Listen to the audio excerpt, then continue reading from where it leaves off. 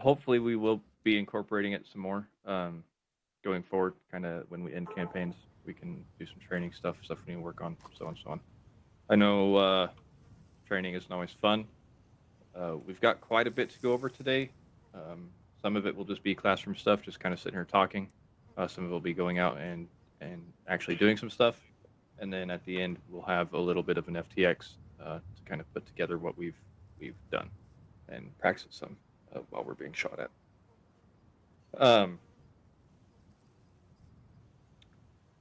We're kind of low on numbers for squads today. We all kind of assume that would be the case. In any case, whenever we kind of break up and go work on some squad stuff, just kind of do your best with what you have and really try to incorporate it with your guys that weren't here next up. Before we get going into training stuff, just one announcement. I'm just going to say this so everybody kind of knows.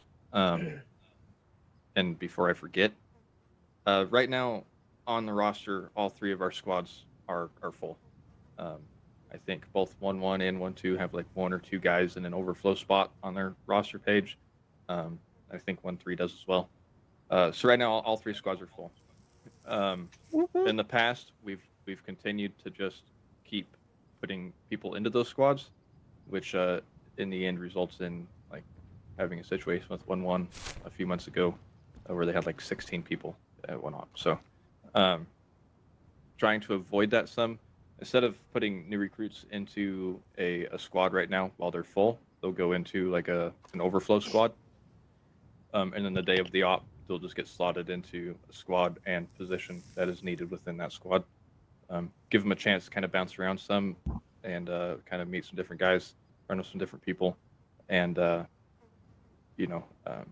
eventually they'll get slotted when a slot opens up, whether that's due to inactivity from a person in the squad or like a long LOA or potentially another squad opening in the future. So for right now, that's just how it's going to be. So does anybody have any questions on that? Okay, very good. First things first, we are going to touch on squad tactics and squad formations. Those of you that were at our leadership meeting last week, and then those of you that were at our Ranger Up on Friday kind of have some sort of idea about this. We're going to go over it again, and we're going to go practice it. And then after every squad has a chance to practice it on their own, we'll kind of bring it together and do a platoon formation / movement sort of thing. So if y'all open up your maps, and if you just look just west of Camp Dagger, you'll see I have some dots marked on the map. Everybody seeing that? Seen. Eyes. Okay. From now on, I don't know what you guys do in your squads per squad in terms of team colors. From now on, just for keeping it same and on a level field all across, our Alpha team is going to be blue. Bravo team is going to be green. Your squad leader is going to be yellow. And your squad medic is going to be red on your squad radar. This is just to keep things uniform across the board. That way everybody kind of knows the same if you bounce to a different squad and so on and so on. Now, in this instance, your Alpha team's on point. That doesn't always have to be the case. You can move your teams around and do whatever. This is just for an example. So as it sits right now, we really don't use our formations a lot. I don't know how many times I see in ops, we go to a point and it's just a jumbled mess of bodies running to that area. Now, obviously, like that's just going to be the case in some situations. However, we want to try to avoid that. So going forward, this is our default formation within your squads. It's instead of one big squad wedge, you're going to have your teams in squads on their own, or your teams in wedges of their own, and then within your squad. What this allows is your point team.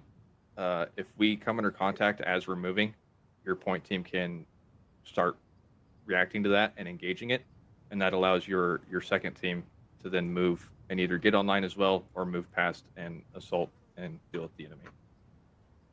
while there is a base of fire laid down by your point team.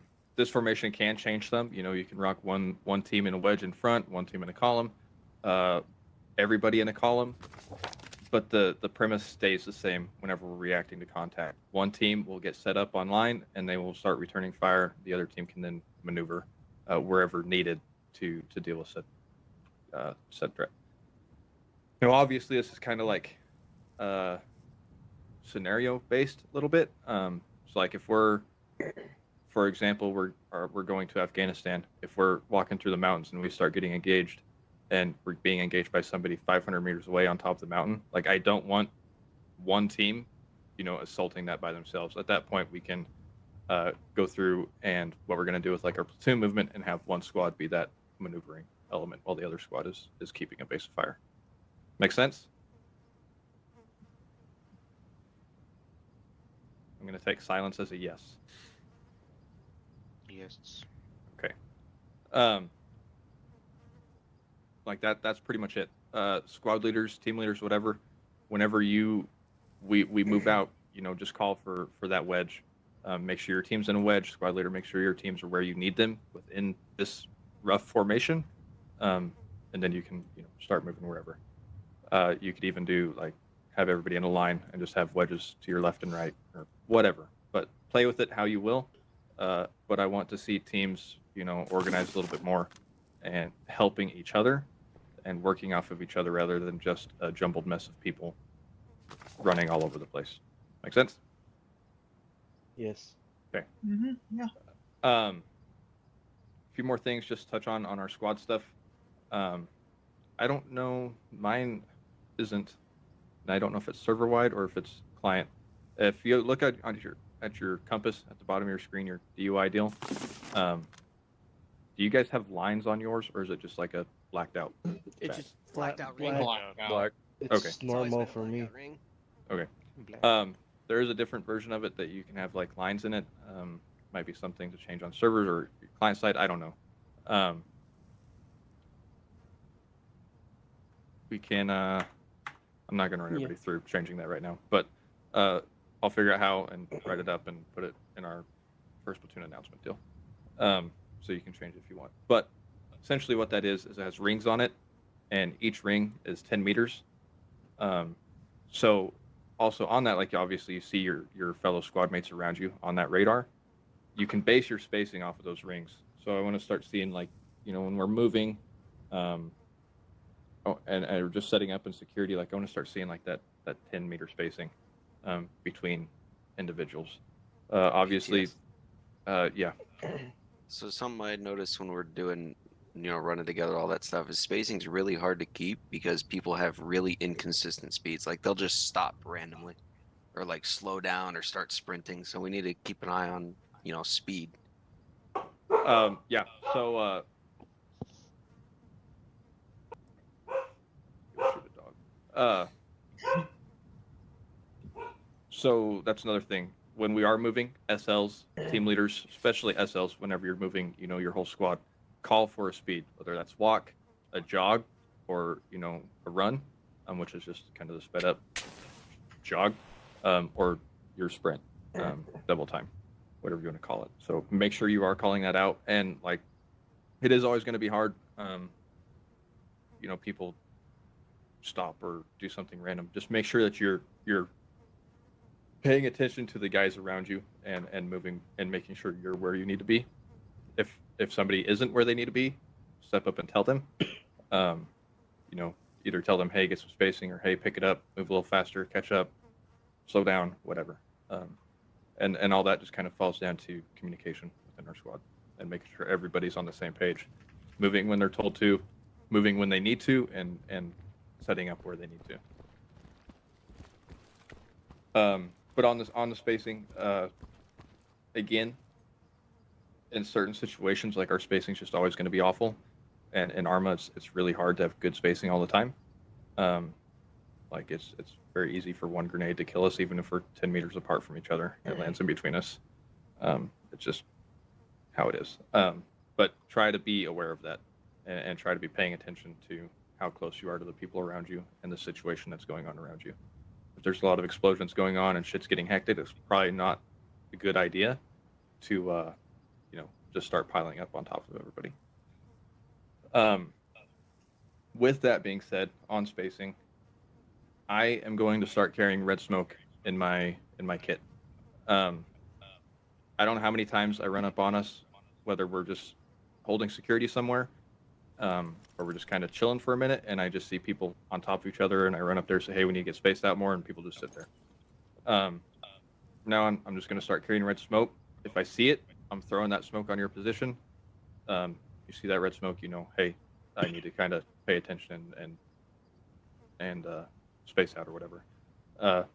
Now, like situations, if we're in an urban situation and we're all kind of piled up on top of each other, like I'm not going to do it then. It's just kind of whenever we are, set up and not really engaged, but still need to be paying attention. That's really what I'm talking about. Questions? No. Okay. Battle buddies. Again, I'm not really sure within your respective I'm sorry, squads. my if mic you was guys... muted. I have a question. Go ahead. So you're just gonna toss a red smoke on us and give away our positions to enemy forces? Absolutely. 100%. And our Zeus's can pick up on that if they want. What it comes down to is pay attention. Just because we're stopped, we're not being shot at, that doesn't mean that we can just, sit on the ass or sit on the grass and not pay attention to what's happening around us. So now in a situation where we're trying to be a little stealthy, Luke, no, I will walk up there and say, "Hey, space it out." But when we're just sitting there and everybody's smoking and joking and not paying attention, and we still have guys kind of wandering around and possibly shooting at us, absolutely. It's time that we kind of lock in and pay attention to what's happening. Very easy for someone to run up with a frag and wipe half the squad. Exactly. Okay, battle buddy stuff. Again, I don't really know within your respective squads if you guys run a battle buddy system. If you do, great. I've never really enforced it like, hey, Kane and Shield, you guys are gonna be buddies all night long. What I always recommend is no matter what, if you have to move somewhere or if you are setting up, just make sure that you are within talking distance to a guy close to you. Or if you have to kind of move away from your team, make sure that you take somebody with you. Now that doesn't mean I'll just use Slime and Asher for example. If you guys are standing there, neither one of you are a team lead, and you want to go look at the corner of that building, don't just run off and go do it. Make sure that you clear it with your team lead before you go. So that way we just don't have people running all over the place. I will leave it to squad leaders themselves if they want to run like a more strict buddy system, whether that's assigning buddies before we step off. If that's how you guys want to do it and prefer it that way. Me, I don't care. Just make sure that we're not running off and doing shit by ourselves. Make sure you have a friend with you. Does anybody have any questions? No. Okay. So from here, we're going to break down into our separate squads. There is a teleport pole back there by the barracks building. You will go to that. We will do it in order of squad, just so we don't have 30 guys piling up around that. You will go to your respective area. They're all labeled Chosen 1-1, Chosen 1-2, and so on, so on. I'm going to give you guys like 10 to 15 minutes. Squad leaders, work on moving your squads in different formations. Work on reacting to stuff. Go ahead and shoot your weapons. Lay down a base of fire, have a team move. Just kind of run through that a few times. I'll bounce around to each squad, check on you. After 10 to 15 minutes, we'll all get together at the platoon area, and we'll go through it as a platoon. Okay. Mustang, you guys can go now and do whatever you need to do. Alright, my people over here. 1-1, go ahead and go to the TP pole. Go to your area. Let's wait for them to start. Yeah. Blackburn, Hey, Mary. you awake? Yes. Hey, Lucy. Where do you run off to? What's that? Hey, Matt, where you want? He's the white guy. Can I get a Bradley? Everyone's checking on your nets, Lucy. Actually, we'll walk over there. Parker, there's a teleport. Oh, there is? Yeah. At Oh. that pole? We killed Gabe's go. teleport guys. Mac, radio check. Good check. Shield check. Parker, let me know if you need anything. Sector 3. Alright, we're gonna go. We're gonna interact with this teleport pole. We're gonna wait for all the squads to clear up first. We're gonna go to the motor pool. And, we're gonna. I'm just gonna go over some things. Because it gets over here. Last one.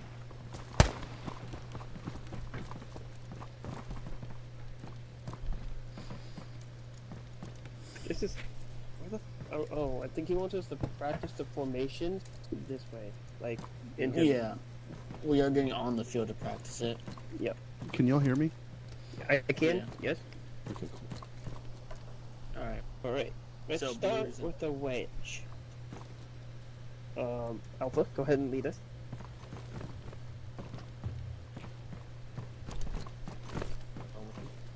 This is just gonna turn into a static column with our numbers. I was about to say, yeah, we only got 2 people each team. We'll do what we can. Hello, gentlemen.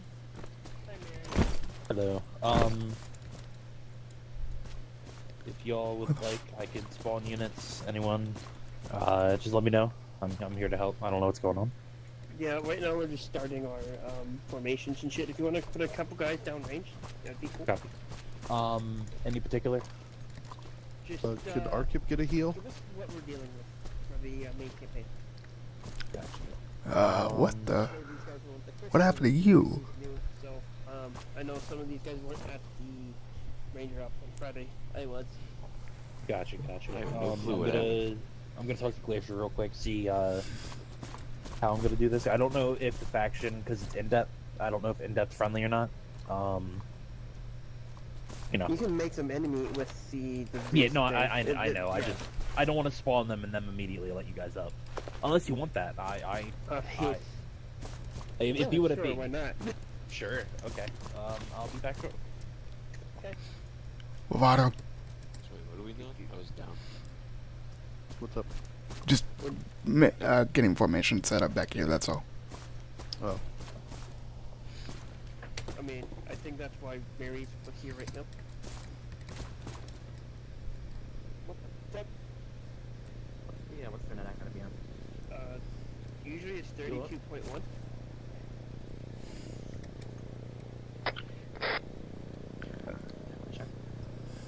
Alpha's 32-1. Yep. Bravo is 32-2. Yep. All right. Let me know.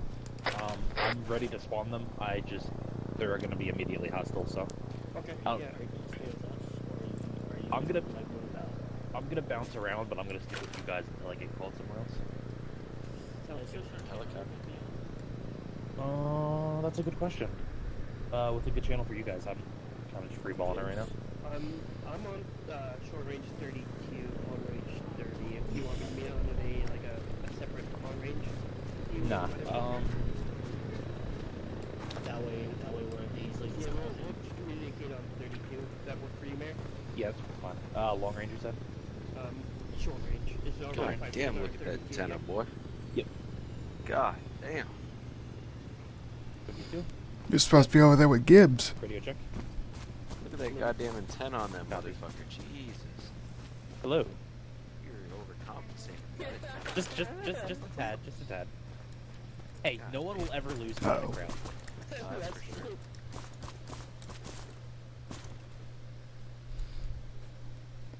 Alright, so, how do you guys want to take the contact? Do you want to form up in a formation, or do you want to just spawn them and you guys deal with it?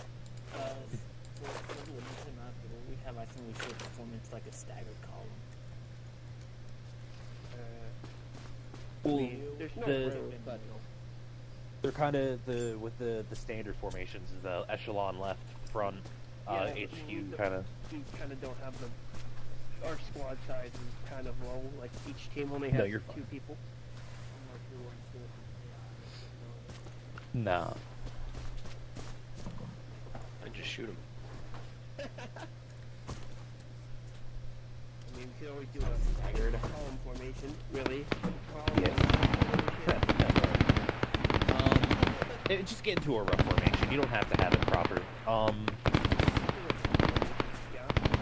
Do stagger just in case. Send the road in.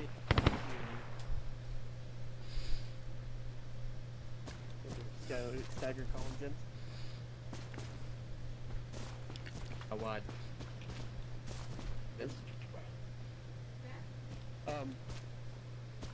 There we from me to like where? So like Y'all need to be in the middle. So, True. so Lucy should be where you're at. yeah, like there. And then Gibbs, you're gonna be where Arcip is. And then Arcip, you're gonna be where Luke's at. Why are we shuffling around the entire order? Yeah, usually it's Like, command should be in the middle, that way they can. No, easily no, talk to I their understand, teams. but he was in the middle. You just moved him 3 feet to the right. Yeah, because it's a stagger column. Well, we can only stagger so much. I'm gonna have to yeah, if stand we up wanna on here move to up a actually little, stagger. move up a little bit. So that way we can get off that ledge.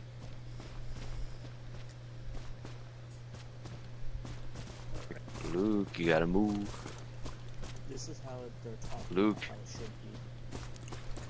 be. Luke, The right. Luke. The right.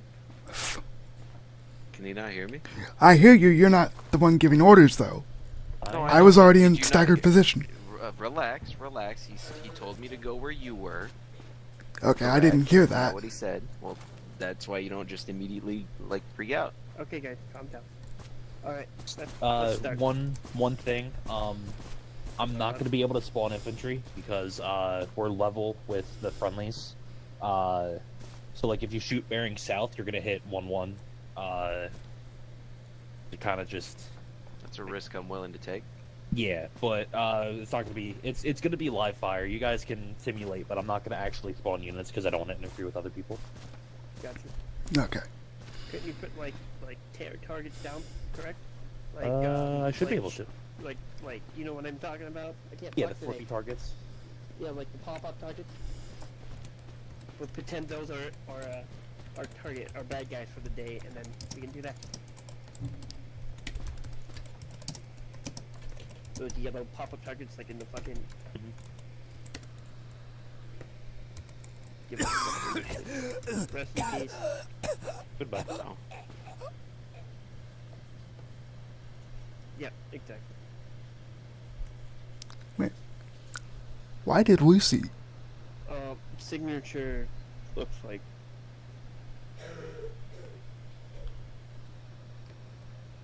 Something about, yeah, from what I could see. There they are. They'll come back.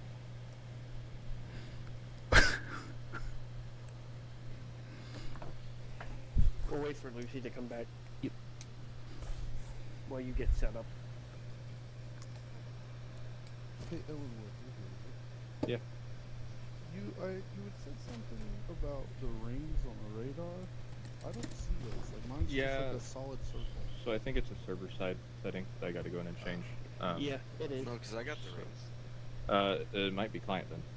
Yeah, it's I fine. was It's just gotta be. wondering, like, you got like the rings? Yeah. So if you go Sorry for just taking escape, over. add-on option, No, you're good. I'm and just so then used to doing go this shit. to So am I, man. DUI, squad radar. There's radar, there's main, there's. Do I? While we work on this, we can wait because we gotta wait for what's his face anyway. Lucy anyway. I'm gonna I'm bounce to armor real quick. Contact me. Oh wait, no, never mind. They're gone. Disregard that. Back on blue, is he? Oh, yep. Oh, that's fun. They're in the ocean. Rest in peace, armor. Yep. Let me double. I don't even see him on tracker. Oh wait, is that them right there? Okay, yeah. Alright, everybody ready? Think so. Just trying to find the setting. I'll keep looking for it and let everybody know. Yes, Steve. Yo. Alright, take us out.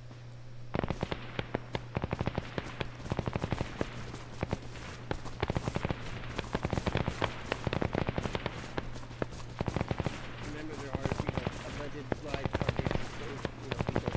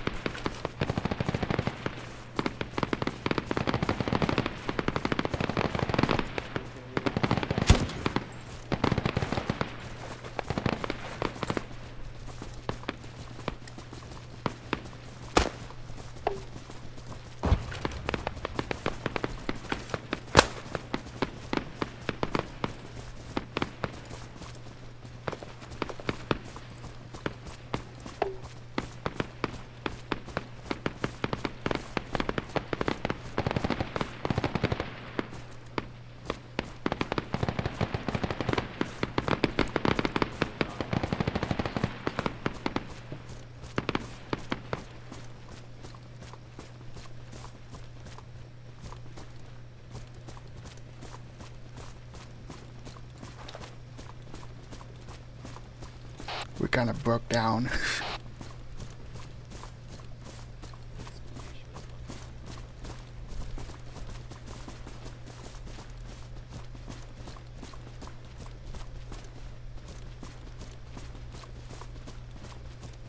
Do you want me to simulation a call for contact?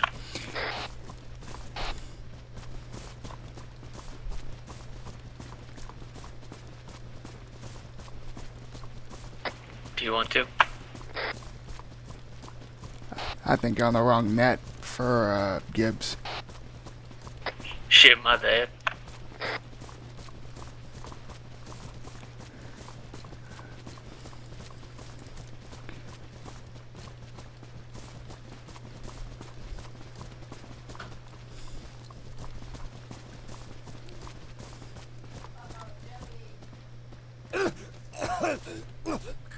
Okay. That was abrupt. Holy shit.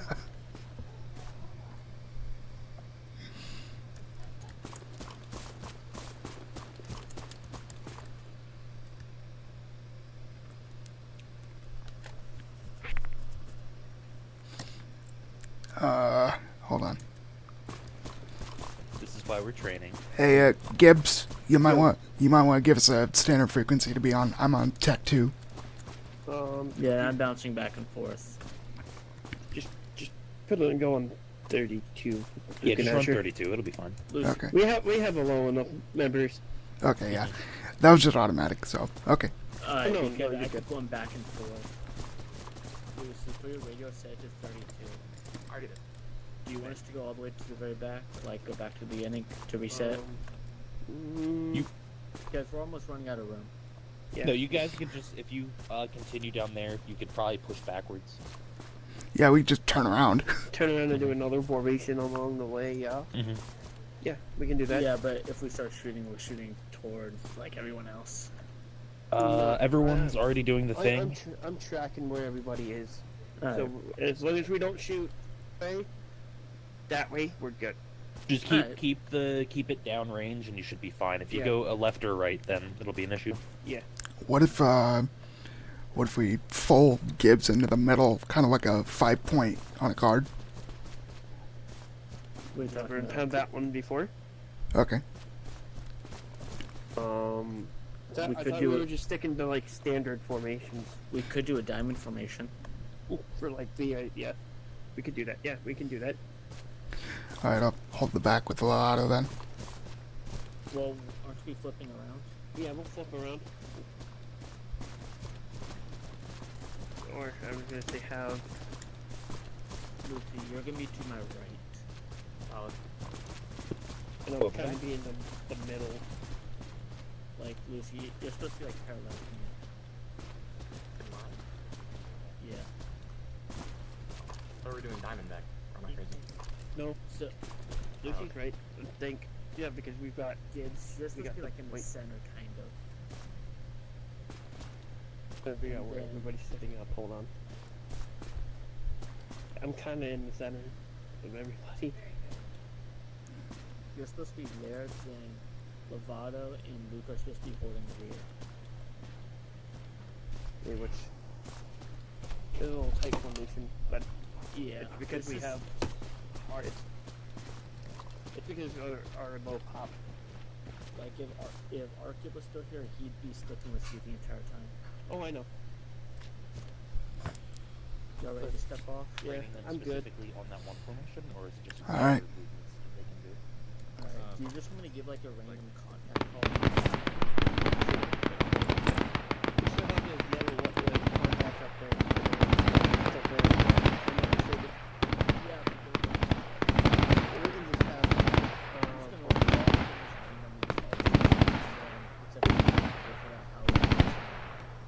I can also have Mary turn him around for us. It's up to you. Yeah, we can. I mean, you gotta call out contact as soon as you see it, Yeah. regardless. Well, the targets is just like extremely difficult to do. I know. Where did Mary go help? Oh, right here. Okay. All right, Ready whenever you I'm ready. Take it away. At what speed? Jog.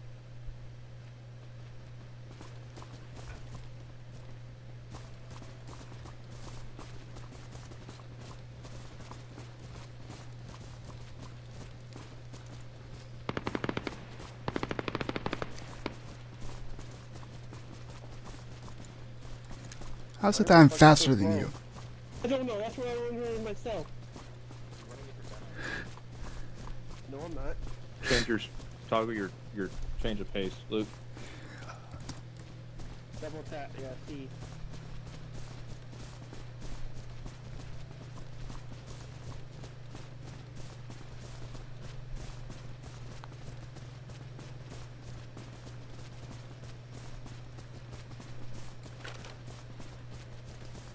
Now hit it again, Luke. Double tap control, Luke. That's the pace. Oh, that's the... Got it, thank you. I was rifle up at a jog. That's what it was. Yeah, you had the tactical juggy thing.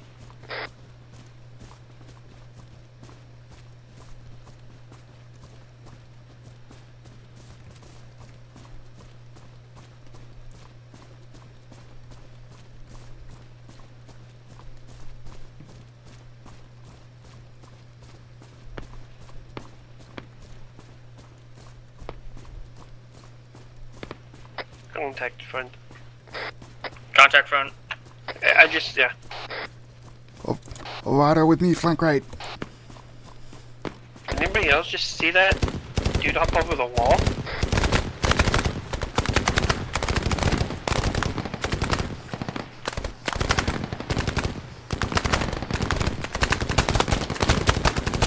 Lucy, me and you are gonna push up to this tank right in front of us. You ready? Hey, firm.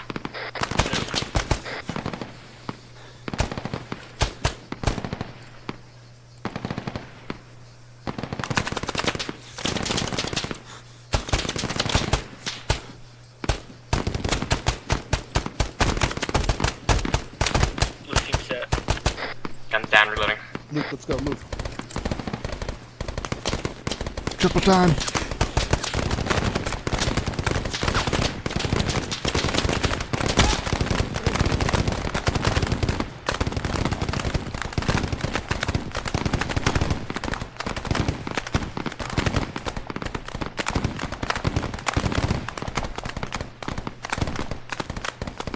Green team set. Real.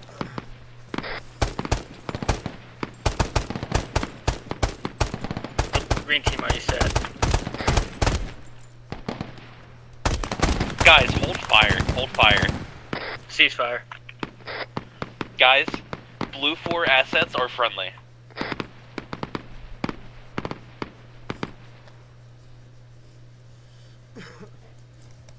Shh.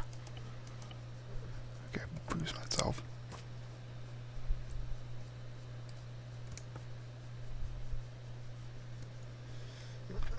Painfully silent. Just go pushing. So,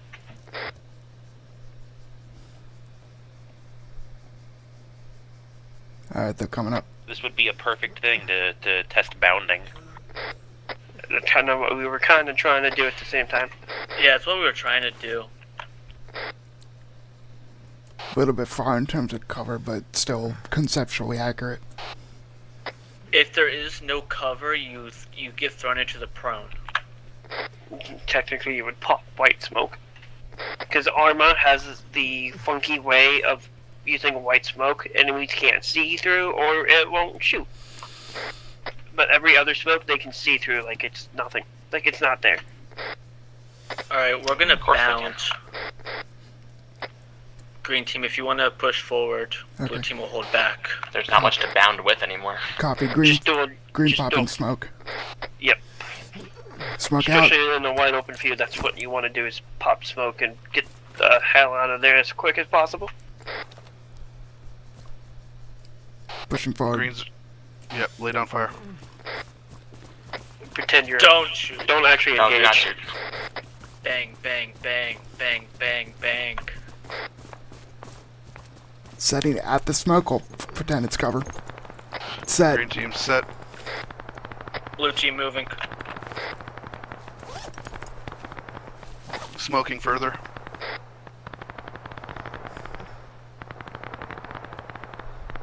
Bang, bang, bang, bang, bang, bang. Blue team set. Green team moving. Pew pew pew.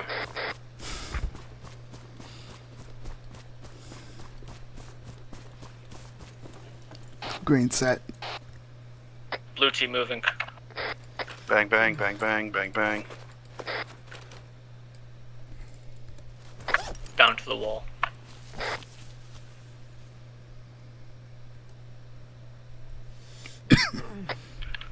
Consile on the wall. Green team moving. Press V. Control V or Shift V. To the TP pole to the platoon area, guys. Where did Arkip go? He went poof. I don't know. DC. Platoon, right? Yup. Okay, where are we going? I missed. Where are we going? Platoon.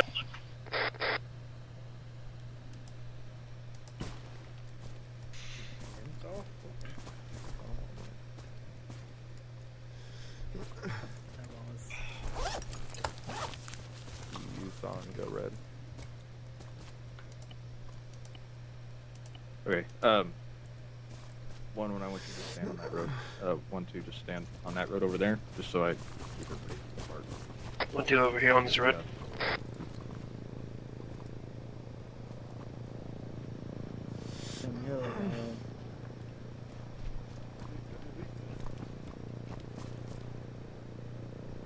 Yep. Yo. I'll be right back. What day? There it is. I knew they were coming from this direction. Oh, hello. They don't hit the tree.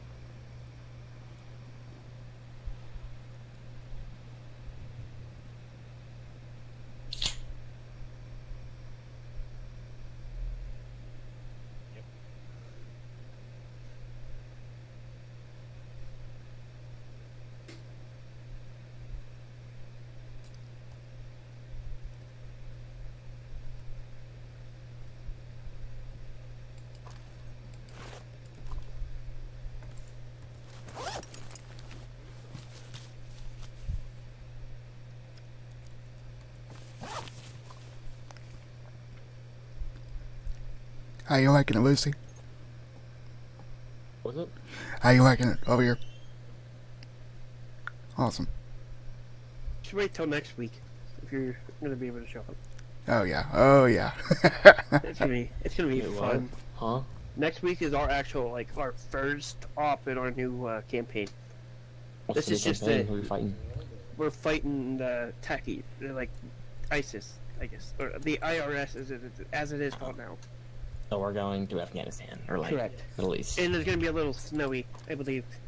Oh, okay. Yeah, it So, would yeah, be we're- snowy. I don't hate it then. What the? What's up? And Asher, you're low as fuck. Hired from ARMA3. That's it. That's insane. Oh, y'all got that mod. Hold on, I gotta find that. Nuke Duke. Here. Living at the night. Baker's on his period again. Chosen platoon. Oh, okay. Who's that? Chosen platoon. Who the fuck threw the smoke? Um. Damn it, Ethan. We had a meeting about this. Who threw the piss smoker on the container? Alright. Everybody gather around this container. Stay roughly in your squad. Let's go. Gather closer. can't see anything, deal with it. Blame Decent for the fucking I'm one with the piss, and the piss is with me. Don't worry about lining up, y'all. You can just gather around me. But you can't hear us hard. Okay. I believe this, everybody. Does everybody feel good about your squad formations and moving in them? Yes. Okay. Pretty straightforward stuff. I just want to start seeing it used more when we're moving places. So building off that, we're gonna go to platoon size with this now. You open up your maps and go to the chosen platoon position. What we're gonna do is we are going to move out in a formation roughly like this, starting out with. So we're gonna have 2 squads up. 1-3, you're going to be the point squad on this left side. 1-2, you're going to be on our right, and then 1-1, since you're kind of the bigger squad, you're going to be in the rear. 1-3 and 1-2, you guys can just pick up a normal wedge. Don't worry about like breaking it down to your teams, again, since you guys are just smaller tonight. 1-1, you got some more people, so I want to see that your wedge broke down into your other teams. We'll push across here. We will react to contact. Zeus's I don't want to be shot at. We'll just call out a target and start shooting. What's going to happen, 1-3 and 1-2, you guys are going to lay down and get a base of fire on that position. And 1-1, you're then going to sweep and either left or right. I will coordinate that with you. And this just, squad leaders, same thing with your teams, depending on the terrain and the situation, coordinate with your maneuver team where they're going. Don't just let them run off on their own. Help them make that right decision, or what you feel is the right decision. 1-1 will then move and engage the assault whatever we're shooting. Whenever you 2 teams laying down a base of fire, whenever that team is close to hitting that, we'll call for a shifting fire. You guys basically lay down for like 3-5 seconds, just lay down as much hate as you can when that's called, and then just shift it left or right off of that target. Keep firing, just shift it to a different position so you're not hitting our friendlies as they're pushing that. Make sense? Mm-hmm. Yeah. Okay, so we'll practice that going one way, and then coming back the other way, we'll practice a different formation on the way back. Let's go ahead and get down here on the other side of this fucking concrete wall. You might have to run around, I don't know, jump down. And we'll get formed up.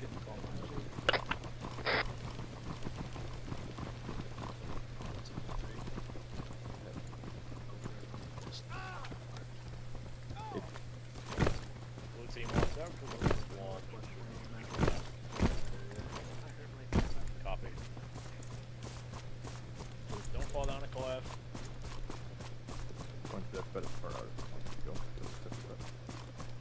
Yeah, let's make sure we're on yelling as well.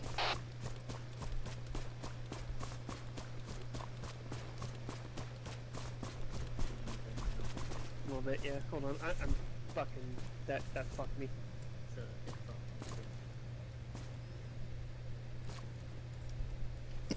Alright, let's get in our wedge. Get spaced out.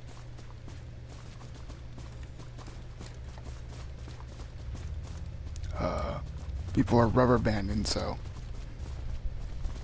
It's so fucking. I mean, for us, it's kind of like a perfect number. Yeah.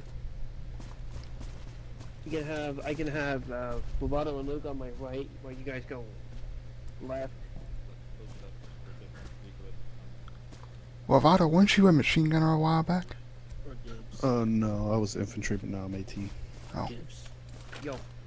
Or me and Lucy can be like front, Lovato and Luke can be on the both left and right. That way, when we do take contact, there's already that base of fire. Sure. We can do that. Yeah, me as AT, I should realistically be closer to the back, so I can react. Gibbs, if you get in the middle between us, like a little bit ahead, Lovato left, Luke right. Am I in a good spot? Yeah. Okay. It's like something like this. Make sure that you have room to move. Like, do you understand what I'm talking about now? Where do you? Done. Like right here. Right there. Yeah. Like, do you understand what I'm talking about now? Yeah. Bearing 030 jog.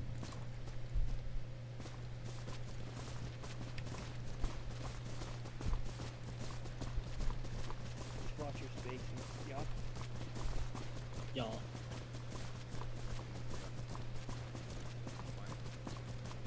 As we're moving in targetation stuff, make sure that you guys know what you're seeing, what you're engaging, and if you're maneuvering your squad, make sure you're letting people know. Gibbs, you're shifting.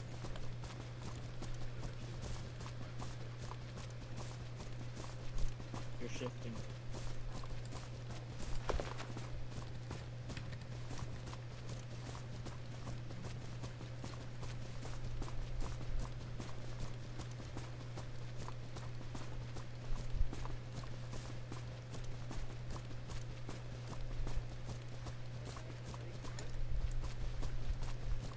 Huh?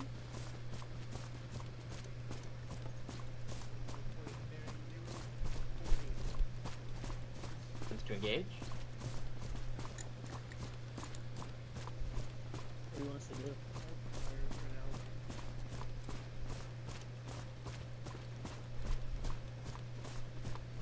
Are you ready to fuck it?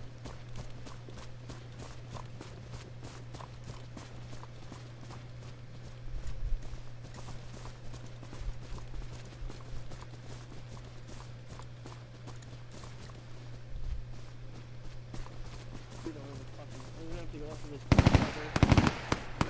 Contact front.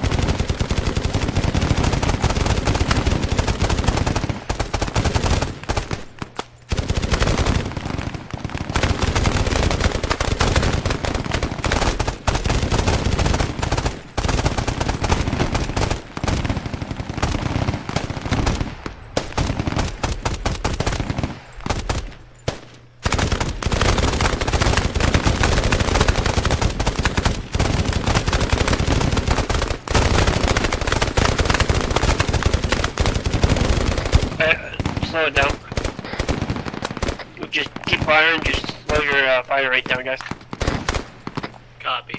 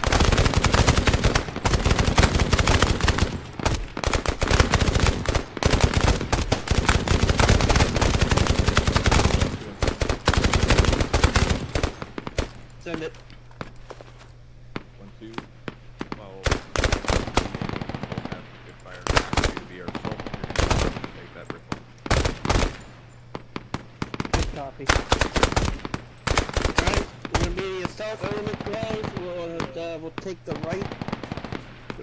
So go around this way. What we take it? The brick wall we were firing at. We're moving.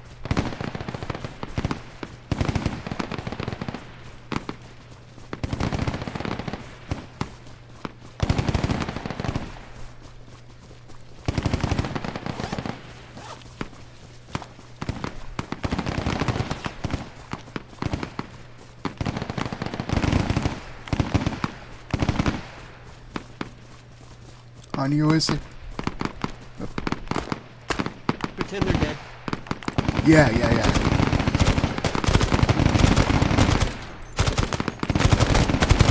What you said.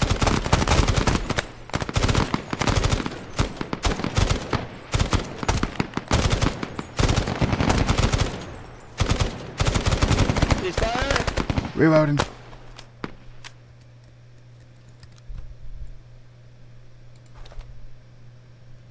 Regroup on blue smoke. Eyes on. Just 200 west.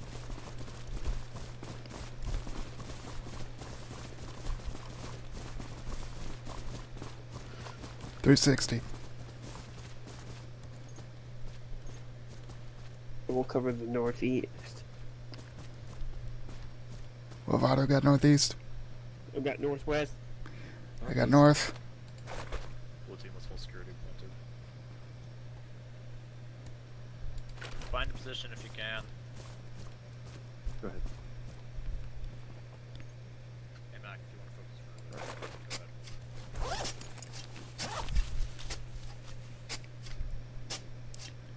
Trench 2. I don't exact. I would presume so. You can dig turns if you want. Alright, hold on the trenches. I assume for now.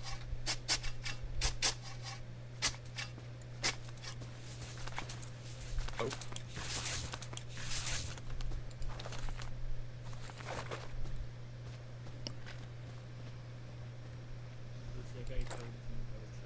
Okay. Good shit, everybody. Go ahead and close it down some. Just get to where everybody can hear me. Guys, bring it in. Blue team, let's gather Bring around it in, Outlook. guys. Big breakdown.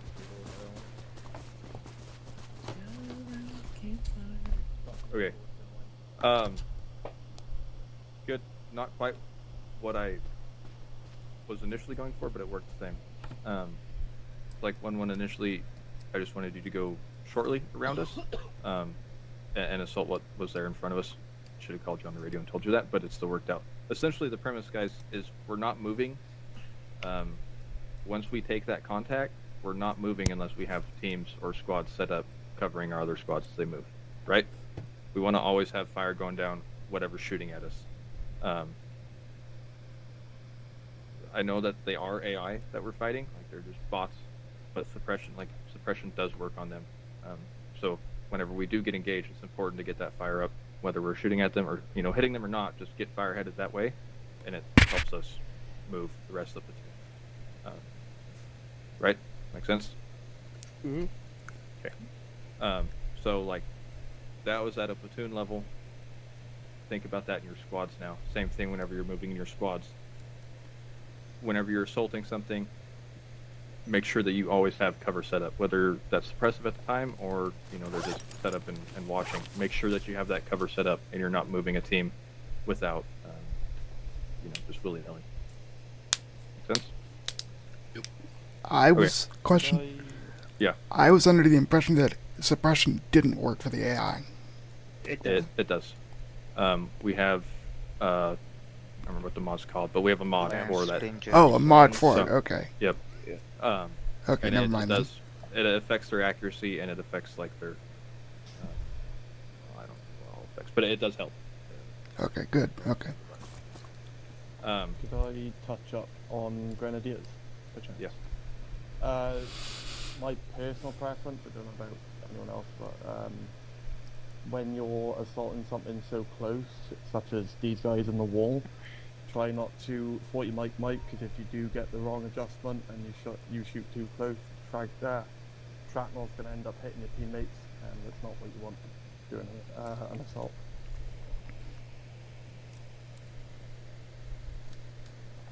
But yeah, that's all I had to add.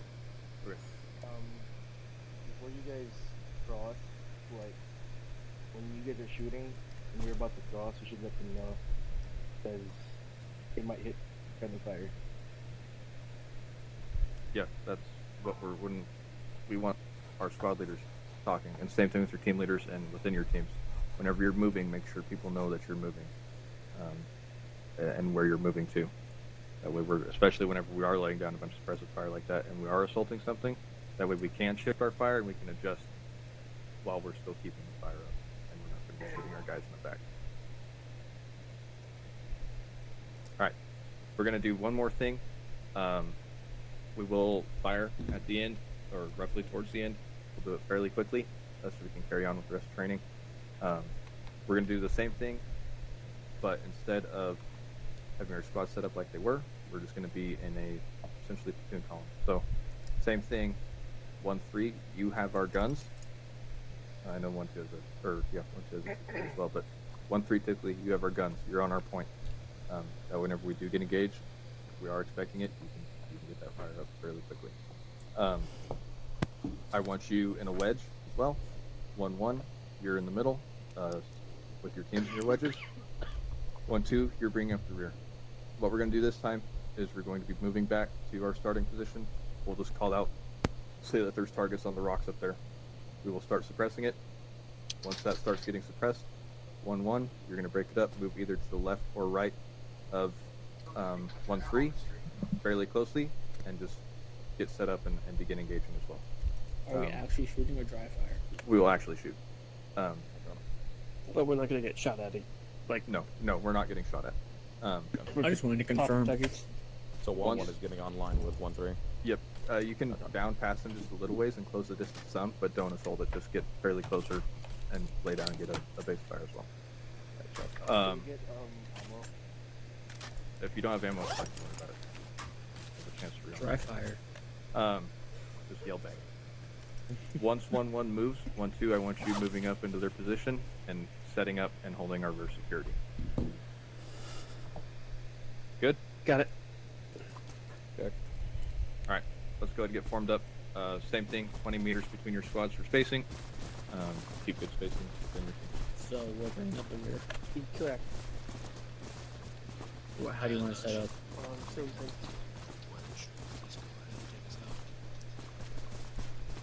Same thing. Yep. Guys, she might be crashing out. Just on me.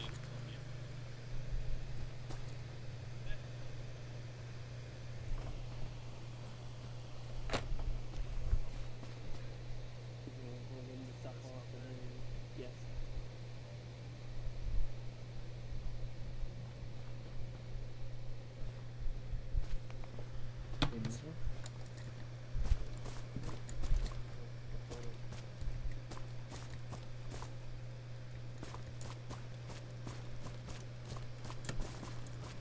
What's the week on It's a normal armor walk.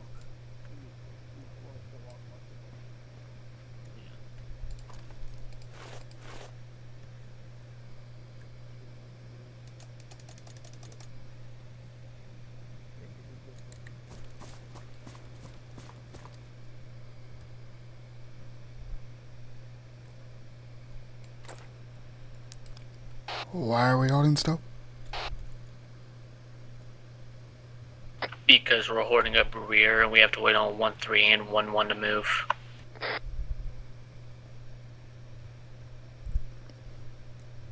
Just keep in mind when contact's called, don't start shooting because we're going to hit friendlies.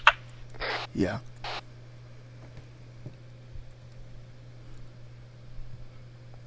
So you shifting right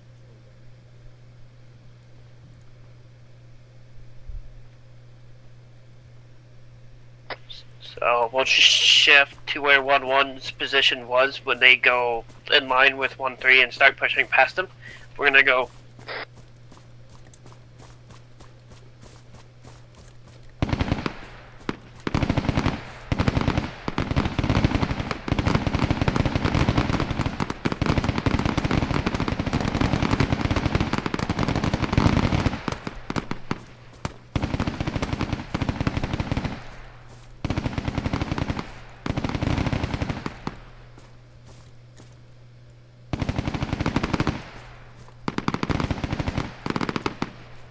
can we talk on radio? I can't hear what's going on. Yeah, that's fine. What's happening? And look back to our 6. So face northeast.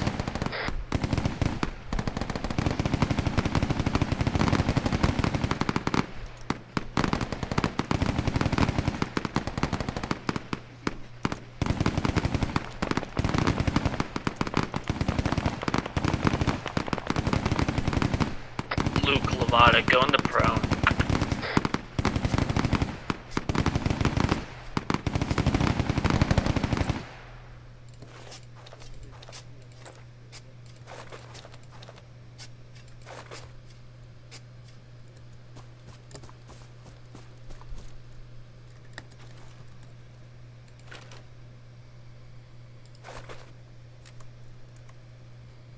Just keep in mind, like when there is no cover available, try making yourself as small as possible.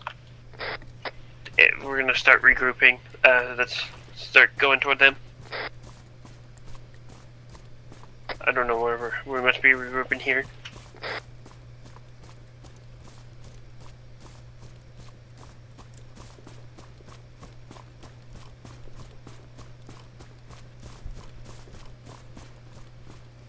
Okay.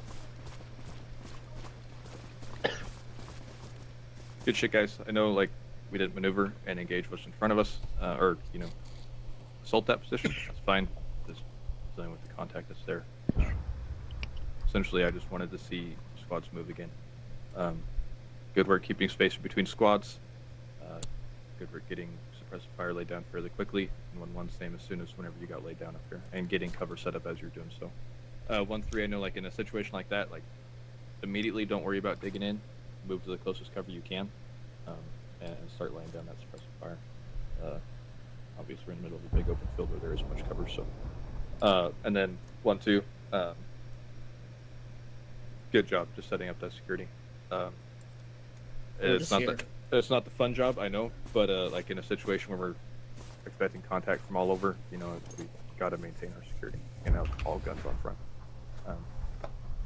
Does anybody have any questions? Does everybody feel good about moving? Yeah. Yep. It's pretty straightforward. I know it kind of gets boring doing it, but something that we've needed to touch on and work on for a long time. So from now on, whenever we are in an op, whatever, try to make sure that you're moving in your formations. Some scenarios, like it's just not going to call for it depending on what's happening, but whenever we're stepping off or moving out, try to be using your formations. Make sure you guys are communicating with your team leads, communicating with your teams, squad leads, make sure you're communicating, and so on and so on. And we're all there to support each other. So before we move somewhere, make sure you have somebody set up covering you, whether that's another squad or another team in your squad. Shield's gone. Rip to that man. All right, let's go back. I'm going to save us time and move. Bring the TP pull to us. If their squad line up, call them on me. I'll take over until Shield's back. Hold on, get behind me. Nope, it's there. Okay. Go ahead and go by squads 1-1. We'll go back to the main. Called. Even, yeah. FOB.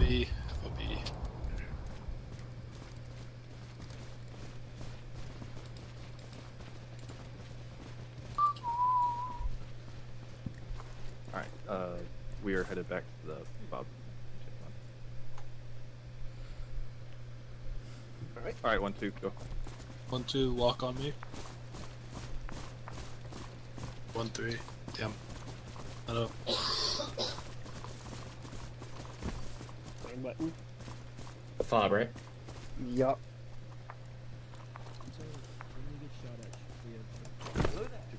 Hello there. Whoa. Hello, Governor. Who was purposely aiming for me? I don't think it was us. Not gonna go with us. I told my guys you had to rock him up. He was standing up.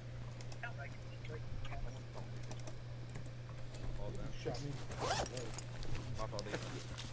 Oh. Someone straight up killed Santos. Yeah, I know. Santos. Oh got my back. god. We got a TP for Dale over here. Dale. Oh yeah, they all got that. Guys, if you need, get your kits and then. Yeah, re-up and whatever Everybody you guys re-up. need now. Good. Yep. Yep. Make sure your radios are still set to what they should be. Are you on one check? You're good. Okay, so That's my a good job Wi-Fi getting is online. down. Good I space. haven't been using Good job getting trenches set up. Pepperoni, pepperoni. Slime? Sorry. Want me to get a launcher Hey, now? Lucy, if you have any Say that again, questions, Hal. don't be afraid to Want me to ask. get a launcher now? I don't got any questions at the moment. Do you know how to build If you want trenches? to, it's whatever you want. Okay. Hello? How to build trenches. Everybody got their kits? What's that, Mac? Yeah. Uh-huh. I didn't say anything. Oh. I can't hear him. She had rejoined blue as well. Yeah. Everybody good? Got your shit? Resupply, whatever. We're good. Okay. Glacier, you there? Yeah. Okay. Left, for the Uh, next segment, the right. Yeah. Oh, Alright. come on. Everybody, listen up. We're gonna go through this entryway to the east and take a right. We're gonna go to a more open area. Follow. Can I be Alright, shift shield. 3? Take us out whenever you're ready. Please. We'll call them. Where were you going? Through there. You guys, I'm faster than you.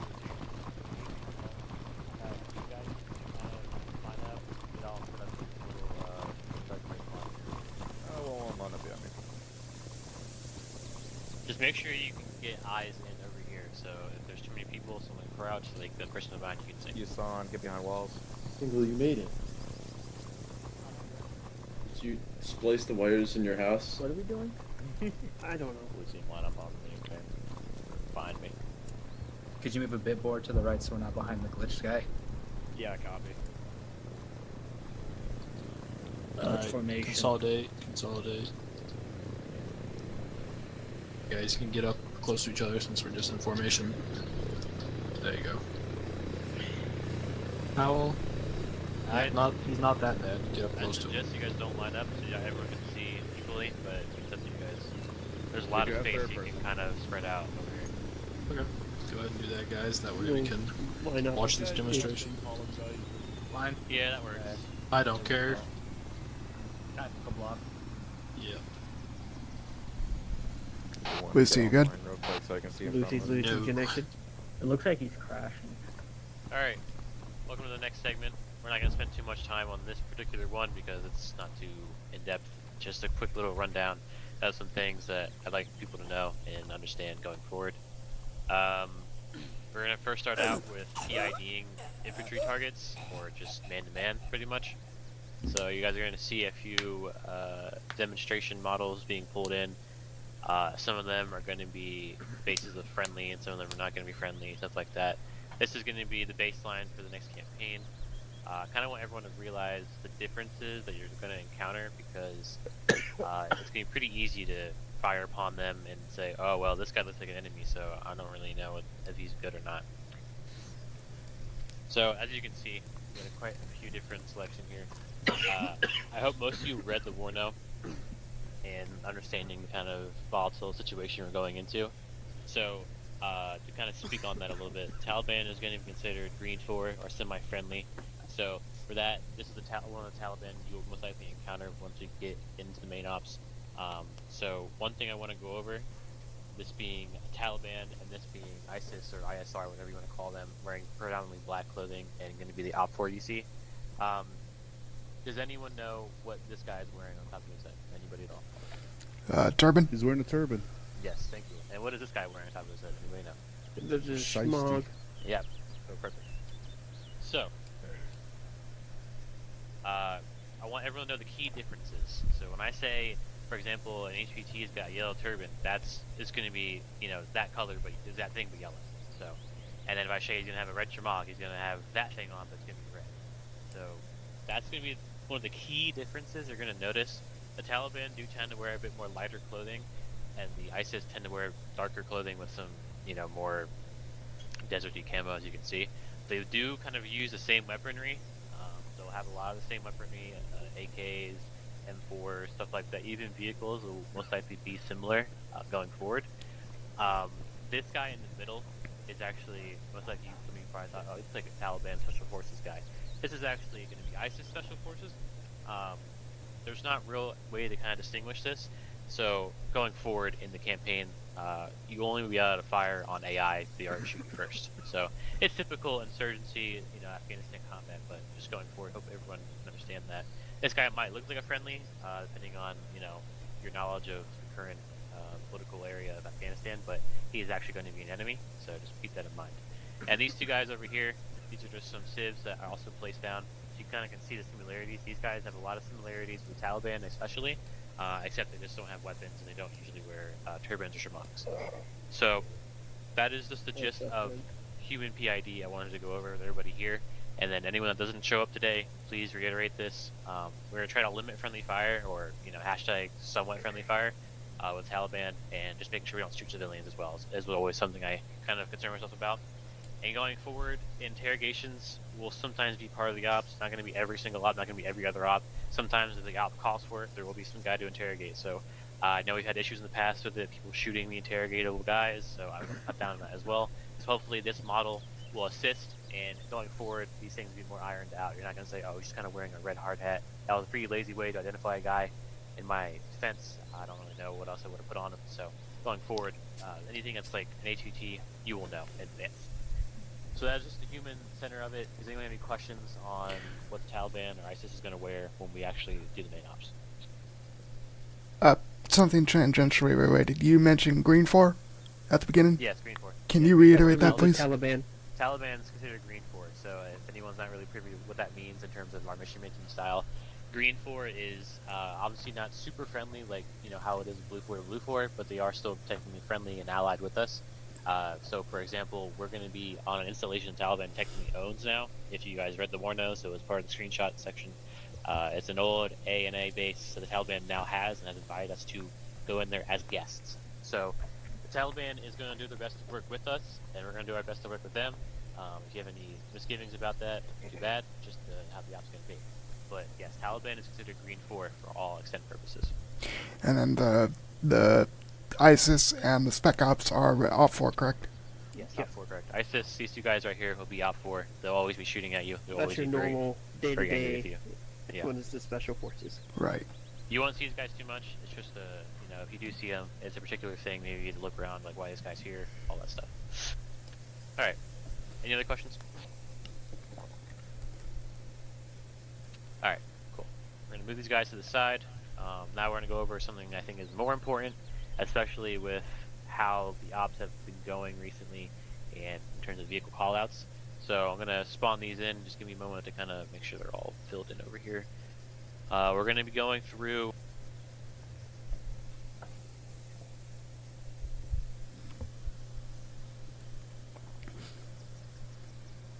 Hey, look, it's a BTR. That's Another awesome BTR. BTR. Or 80. That's another BTR. 60, 70, 80? Question mark? I mean, There's 60s, probably. 50, 60, 70, and 80. That's 80A. Then you got BTR 82A. All right. Thank you guys for identifying them. Nice job. So, starting from right to left, you have the BTR 60, the BTR 70, the BTR 80, BTR 80 Alpha. So the BTR, I'm sure most of you are familiar with it. It's Call of Duty. It's been in ops a lot. So if you don't know what the BTR is, then this is going to be your kind of wake-up call.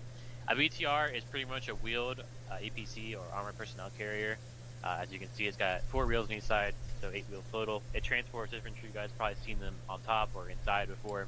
It's very light. It's very mobile. Since it just moves infantry very fast and has a bit of a pressing fire to go along with it. And yeah, it's usually armed with a machine gun, but the AD Alpha, which is that one, The also autocannon. Yeah, the autocannon. But each of them does have a coax, and as you kind of see, they look a little different as they progress throughout the years, and some of them carry different types of coaxes. We're not going to go too in depth with this because it's not really necessary. I want you guys to know the key differences from typical armor you do encounter in the ops. So the BTR is going to be one of them. All right, so that's the BTRs. We're going to move on to the BRDMs now. Now BRDMs are also wheeled. vehicles that are predominantly Russian, but difference is with them, they're usually made for recon segments. So, if you were in the Russian military and you were on a recon mission, that was relatively what the BRDM is for. It's even quicker than the BTR, but it only has 4 wheels, and it also can carry some sorts of munitions. You see that one over there at the PKT. That one just has an open top. This one has missiles, and this one also has a coax cannon on top of it. So there's different types of these as well, but these are BRDMs. So I know it can get somewhat confusing, all the B's and all the M's and all that shit here, but I don't want to hear on the radio anymore that's a BDR. That's not even a thing. So I don't want to hear anyone saying that, and it helps armor going forward to know the differences.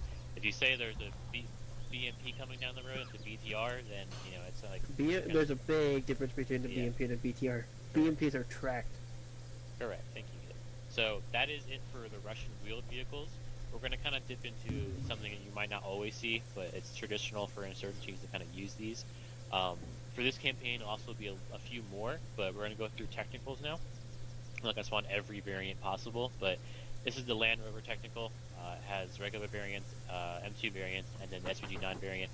This is the Humvee, which we will classify as technical because it is black and used by ISIS. This also has an M2 variant, a Mark 19 variant, and an unarmed variant. And then we have the Nissan, typical insurgent truck, has the PKM on it, also technical. And then the one you guys are most used to seeing, the off-road from Arma Base Game. That is also technical. Yeah, so with the addition of the Humvee this time around, all of these will be classified as technical. So you see something like this, and they're very lightly armored and very fast moving. That's technical, if anyone didn't know or wasn't aware. That's what those are going to be called. So those are technicals. We're going to move into one of the last things now, which is going to be BMPs. I have a question. Yeah, what's up? Sorry. How are we gonna differentiate between green 4 technical and op 4 technical? Very carefully. That is a good question. You guys will have to really be careful and not just be trigger happy going forward in this campaign. They shoot you.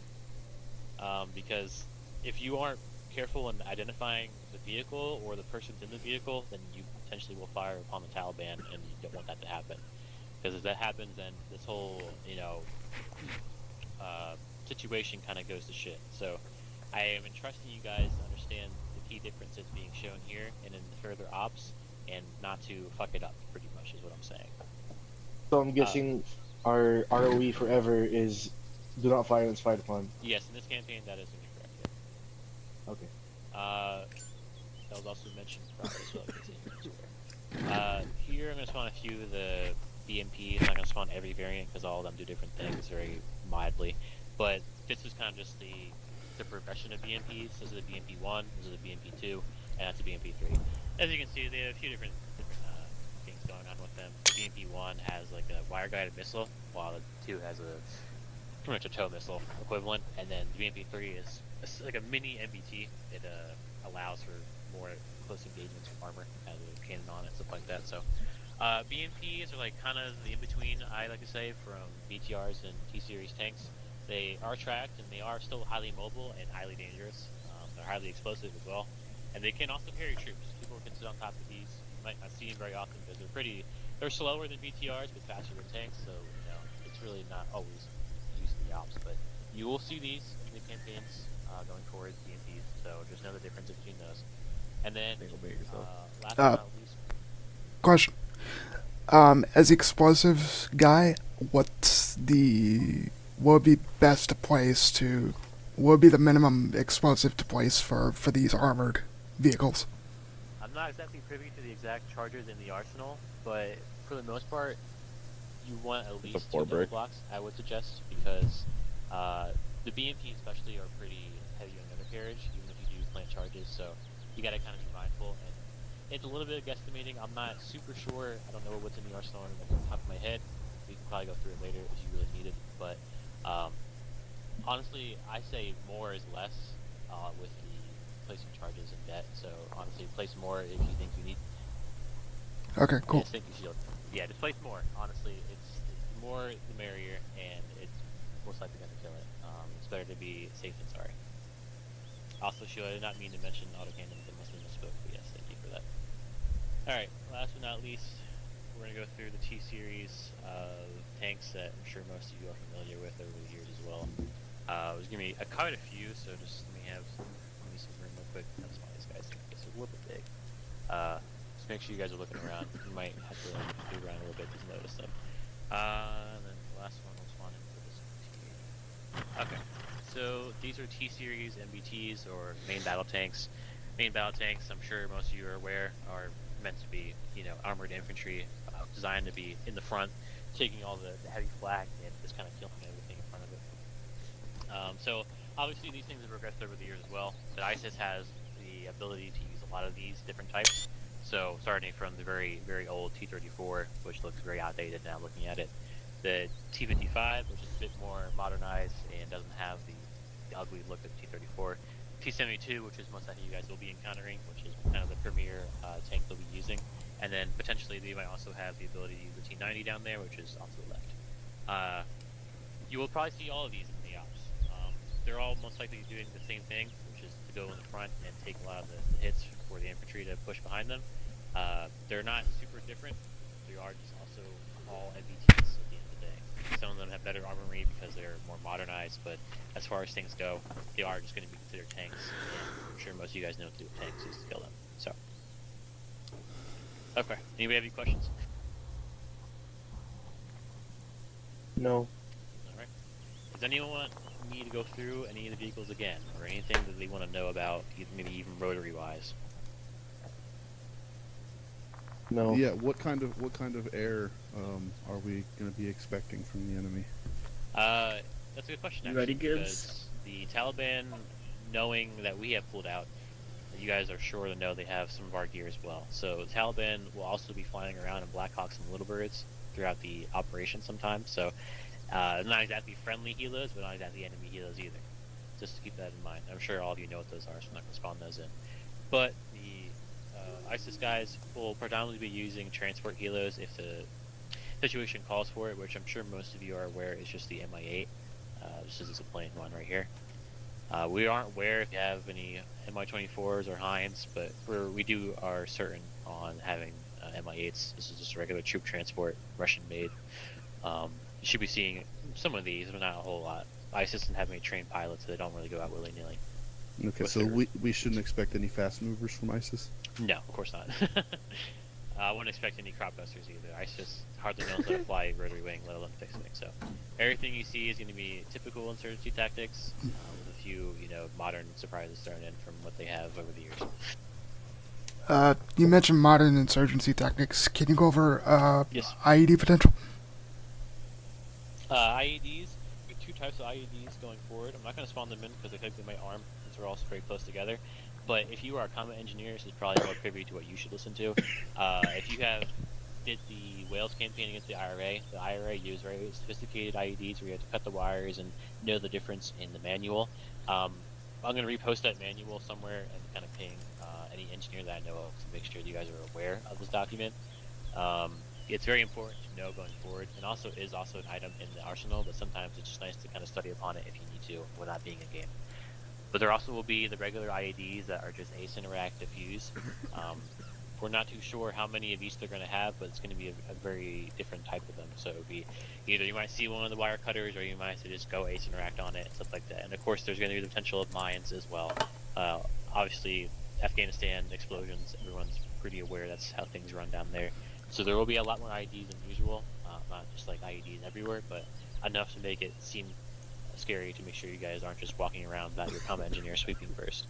Yeah, I will say I know for a fact that the more complex IEDs are player speed sensitive, not just proximity, but if you move too fast by it, it will go off. Yeah, there's a lot of settings for those, which I'm not going to give away because it's kind of cheating for you guys to know. But yeah, those IEDs are a lot more sophisticated, and it's like an own mod for them, so they have a lot of different customization options, stuff like that. So, you guys are aware of desert combat, I'm sure, if you've ever played ARMA before or just watched one desert combat movie. So just think about it, be smart and just not have a repeat scenario where we're just walking past IEDs that we know are there in very clustered areas where everyone can go down very easily.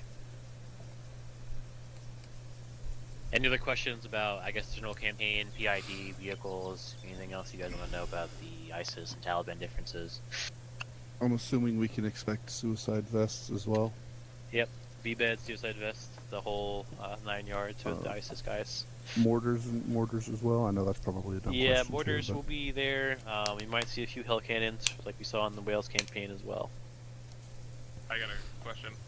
Yeah.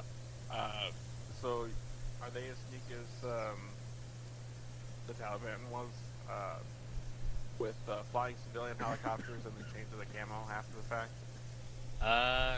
I'm not too sure. I do know that ISIS is crafty, even more crafty now. So it's possible. Anything is possible with them. They are trying to just fuck the Taliban over any way possible. So nothing's really off the lock for them. I've got a question. Whoever said that was pretty quiet. Can you speak up? Hey, it's me, Shield. I've got a question. Yeah, are what's up, we Shield? going to encounter Al Qaeda at any point? We are unaware, but it's most likely going to be a negative on that. Okay. That was all. Any last remark? What's our relationship with civilians?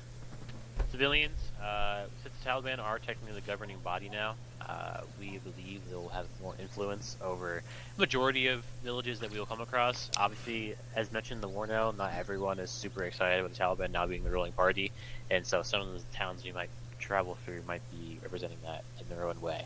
So you might see some riots, you might see some rowdy civilians, you know, even ISIS could be pretending to be a civilian and really fuck you guys over. There's a lot of uncertainties going in this campaign, so just be mindful, always stick with your battle buddy, and make sure you know what's going on in front and behind.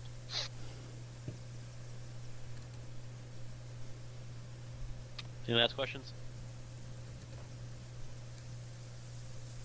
Okay. Thank you guys for listening. Hopefully that was useful knowledge for you guys to retain with the models being shown. Alright, Ellen,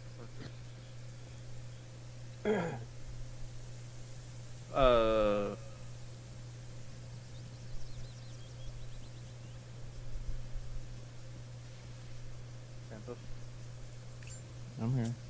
Do you want to go over the medical stuff? Sure. I'm just gonna cover a couple things on medical, so I'm just gonna get right into it.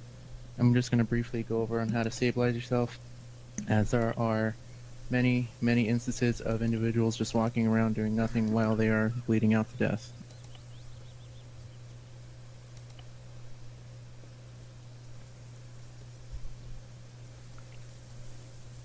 We cannot hear you. I'll restart that sentence. Tourniquets are very important. If you get shot and you're still awake, apply tourniquets to your limbs and get back in the fight. If you are not combat effective and need to treat yourself, quickly find cover, or at the very least, find concealment like a bush or something to treat yourself and call a medic to help you.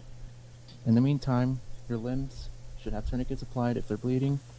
Afterwards, apply bandages to your head and torso, as you cannot apply tourniquets to those parts of your body. A neck tourniquet sounds nice, but it is not possible. Once you have bandaged your torso and head and are somewhat able to fight, then fight. Keep those tourniquets applied until a medic tells you to move, tells you to take them off, or if the enemy has been softened up or neutralized. And the next topic is extinguishing fire. There's a lot of instances where people just drop and roll. That doesn't work in ARMA from what I can see. So if your vehicle catches fire, kicks off, and you catch fire, the only effective way to put out the fire is by going into your self-medical menu and click Pat Down Fire. It's going to be automatic, and you'll keep doing that until you are no longer on fire. Question. Go ahead. Do you have to select a specific limb for that option to be available, or just any limb? Any limb. It'll be in your advanced treatments on any limb, Pat Down Fire. Any other questions thus far? Take silence as a no. So if you are being engaged by the enemy and you are on fire, try to get in cover and then put it out. If you don't put it out in time, you will go unconscious. Now you are also expected to provide security for medics while they are treating yourself and or others. If you are the one that's being treated, do not move unless the medic says you can move. While they are treating you, keep your gun up and provide security. I can't count with my fingers how many times I have to remind individuals to keep their gun up and don't move away from me while they're receiving treatment. If you're not being treated, make the right call and provide them security if the situation permits. If a medic tells you to provide security, do it. They cannot provide security and treat others at the same time. Now on to assisting medics with treatment. Do not just start helping with treatment on a patient. Your job is to provide security unless told otherwise. Most of the time, the medic will have a handle on the situation and they will handle the full treatment of a patient. Otherwise, if they tell you to help, you will help them with treatment. They will almost always tell you where you can help. If they don't say where, just start bandaging. Is there any questions? No. That's all I have, Ellenwood. Just a quick subject. Okay. Do you want to do radios over here? Stand by.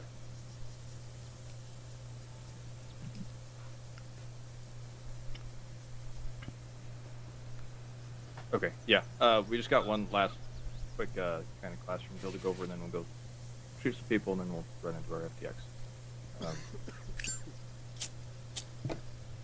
Real quick, before I hand this off to Glacier, I'm just going to touch on our radios. It should be the same in all squads now, but we want our teams running on separate radio channels.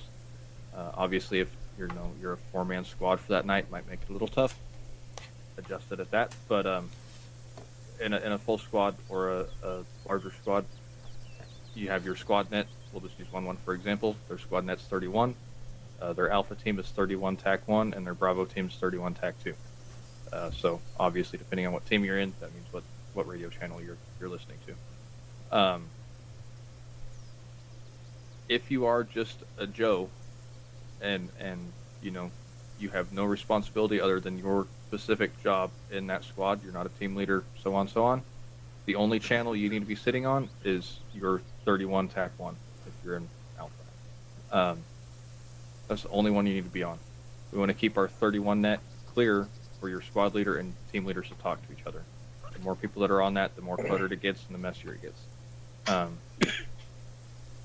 Now, with that being said, team leaders, squad leaders, they go down. So, squad leaders, make sure at least one of your team leaders has a channel set beforehand to 3-0. That way they can quickly switch to it. They're not monitoring it all the time. It's not their additional channel. They just have another one set. They can quickly switch to it and let the two know, hey, 1-1 actual's down. Everybody's pretty good about that. Same thing within your teams.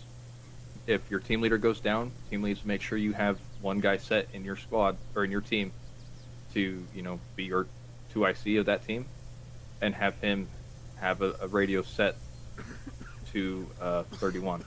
Again, it's not an additional. He's not listening to it all the time. He just has it. He can quickly switch to it and let the other team leader and squad leader know, hey, Ackerman's down. Just simple things like that, and then he can communicate with the squad. Make sense on that? Yes. Squad medics, not the medics within the team. Squad medics. You guys are able to sit on your squad channel, obviously. That way you can hear from team leaders who needs you and so on. If you are just a combat medic within one of the teams, just manage your team radio. And you'll be told to go somewhere else if needed. But we don't need you sitting on 3 different channels. So that's just what I had on radios. Glacier's just going to kind of talk through the radios real quick, make sure everybody knows setting an additional and the different buttons on there and how they all work. So it's all you. Alright. I'm going to try to make this as instructive and overbearing as possible. I'm sure most of you know the radio, so I'm not going to over-explain it and waste everybody's time. But I want everyone to know some pretty important things with the radio. Only the short range, by the way. Don't worry about the long range. If you have a long range, you should know how to use radios enough already. Let's not know this stuff, but whatever. So everyone has the short range radio in their kit, correct? Correct. I sure hope you do. If you don't have one, you have about a minute to go grab one from the arsenal real quick. But I'm sure most of you will probably all of you have it. Okay, I'm taking the sign that no one's moving, that everyone has a radio. So, what we're going to do now is we're going to press Control P. We're going to open the radios up. So this is obviously the 152, which most of you are familiar with. We use these in the main ops.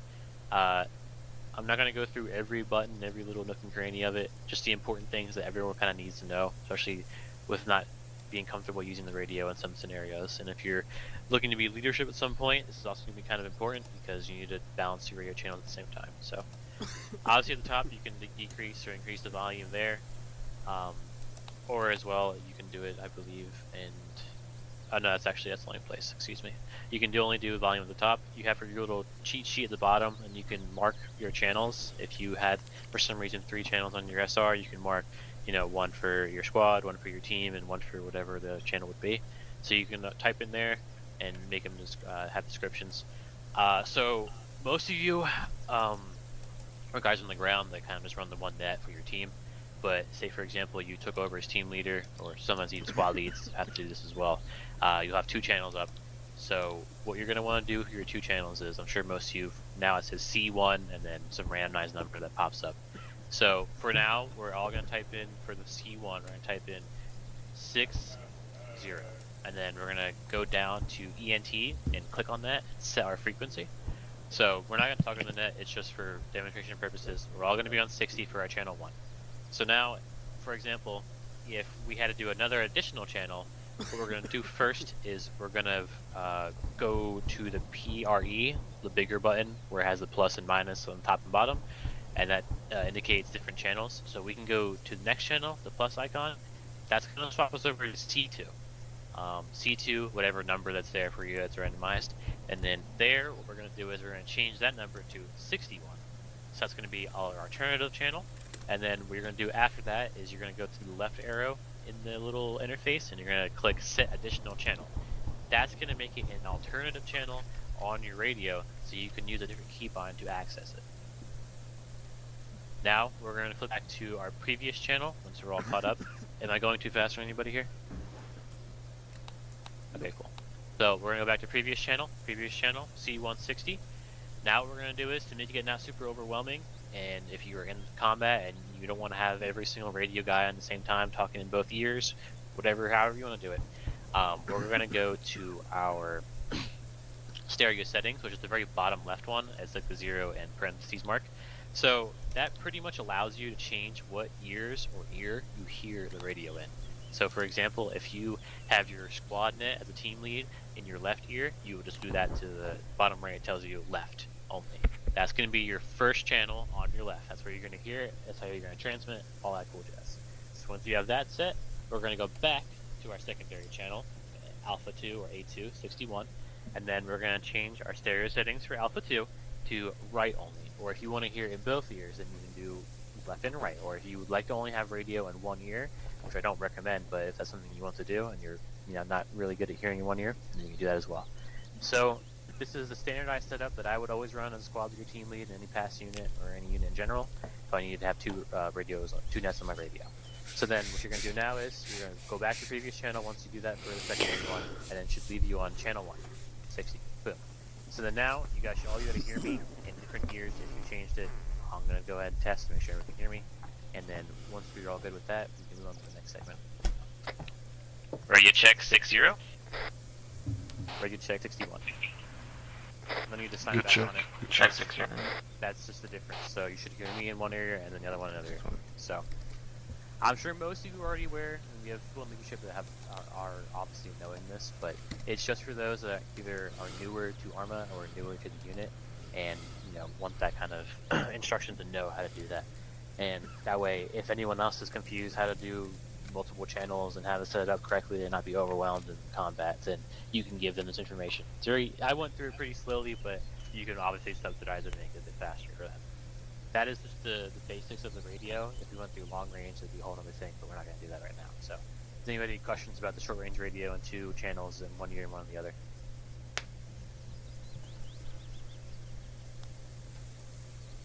Any questions at all? Okay, cool. Where'd Elwin go? He's talking with Baker to the east. Okay. Elwood, we're all done here. Whenever you're ready. Alright, Elwin's on his way back, and now we get to do the fun part. So, Thank you guys for listening on my yap. Hopefully, some of it is useful to you in the field, especially going forward. So, that's it from me. Thank you.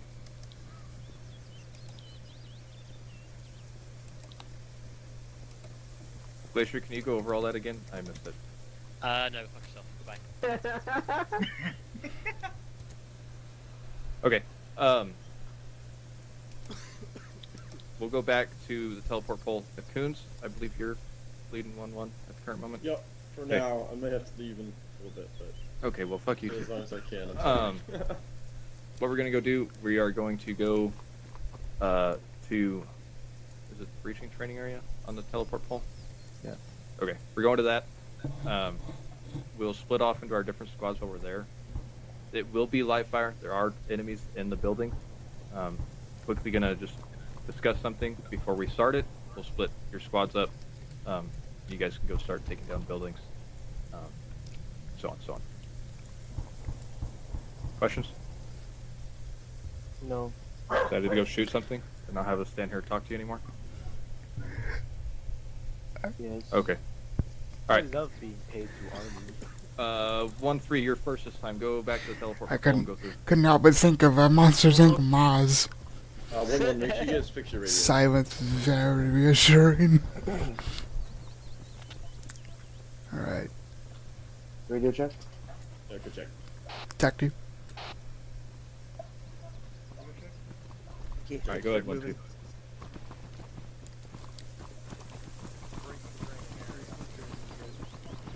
I'll get there.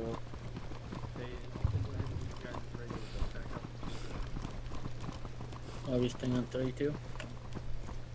Yep. 32, Tech 2. 1-1, you're on for 0. Go ahead. Breaching training? Yes. 33 and 32 tech Yep. Oh my. Yeah, we'll just. Small we are. Gibbs, I do have, Okay, remember the whole point of the training and the radio tarmac. I have a couple of lock poppers, breaching blocks. I actually got, line charges for door breaching. It'll open them all the way. 1-1, when you get here. AFK for a When second. you get here, just over by me. I got breaching stuff, so. I need to fix my loadout at some point. It is my obligation as a team leader to politely request that you do not shoot a member of my team in the head. Well, you know what?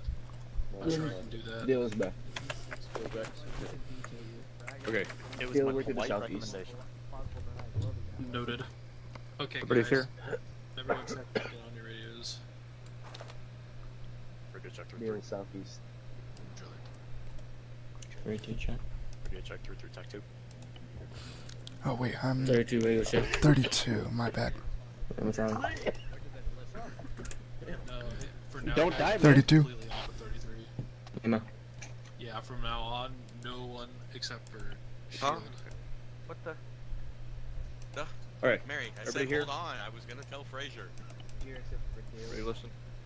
Just tell Frazier that you're taking over and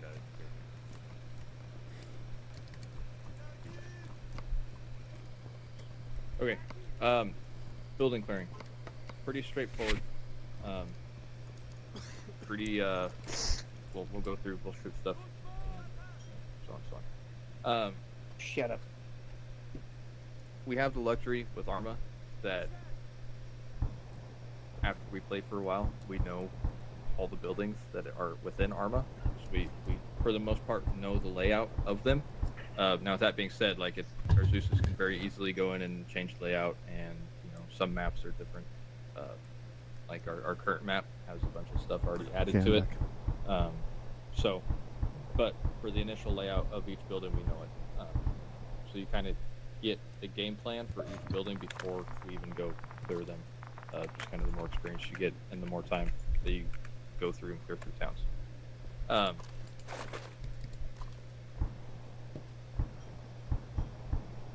I can break this down. I'm not going to into like specifics, like whenever we breach, where you're covering, so on, so on. What I'm going to tell you when clearing buildings is take your time and be smart about it. I've learned that, especially a building that has multiple people in it, the 90% of the time, whenever I go in it, gung ho, like operator shit, we're gonna go clear this building, I just end up getting shot in the forehead. So with that being said, with ARMA, take your time, open your door, kind of peek in, don't stand in it, just kind of pie your door some, see what you can see, and then go ahead and enter. And I always go in full auto whenever I'm clearing buildings. Just the AI, they'll fuck you up. So I go in ready. Make sure. I'm just speaking from experience here. Make sure your guns are reloaded before you go in there. I don't know how many times I've went into a building, shoot somebody in the head, my gun went click. So make sure you check that, and make sure your team checks that as you are entering and clearing a building.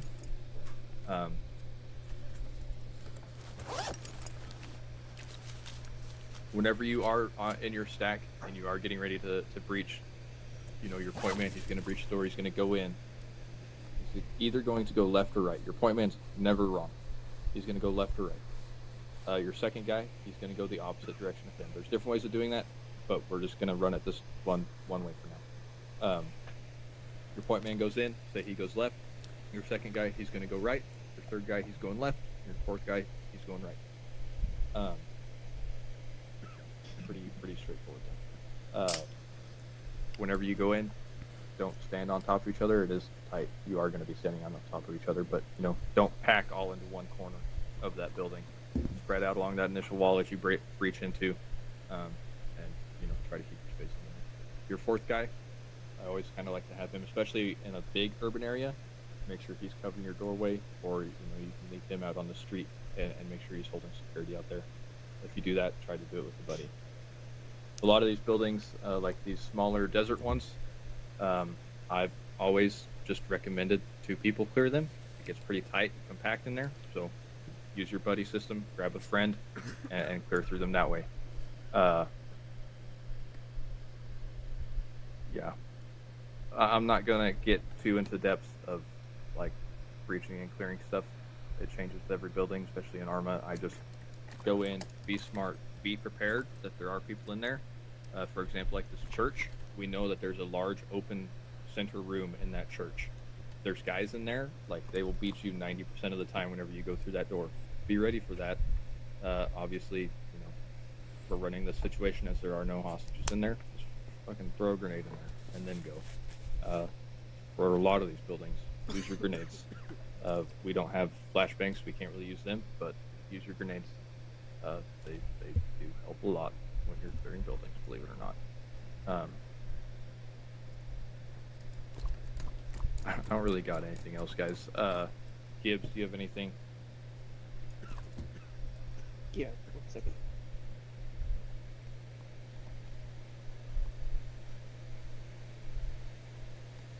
I have one little addition. Go ahead. I'll get the fuck out of the doorway. It's like the biggest thing. It doesn't matter if there's people in the room, like get in so other people can get past you, because way too much in ARMA, I get stuck on other people trying to go through the door. So yeah, that's a move good into point. the room. Once you commit to it, fucking go. Because if you go down in the doorway, like you're just fucking up everybody else. So you might go down within the room once you're in there, but once you commit, go to it. One more thing, I think this goes without saying though. If you are breaching a building alone, you're wrong. Yes, always make sure you have a buddy. And I've always recommended building clearing to 2-man. Again, it seems to get clustered when you have a whole team in there. Some buildings you need a whole team though, but do it in 2-man and make sure you have a friend with you when you are clearing shit.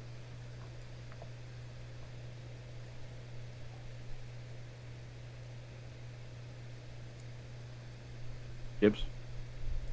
I got nothing else. Okay. We're gonna split this up. This section, all these buildings, they do have hostiles in them. There are, they will shoot at you.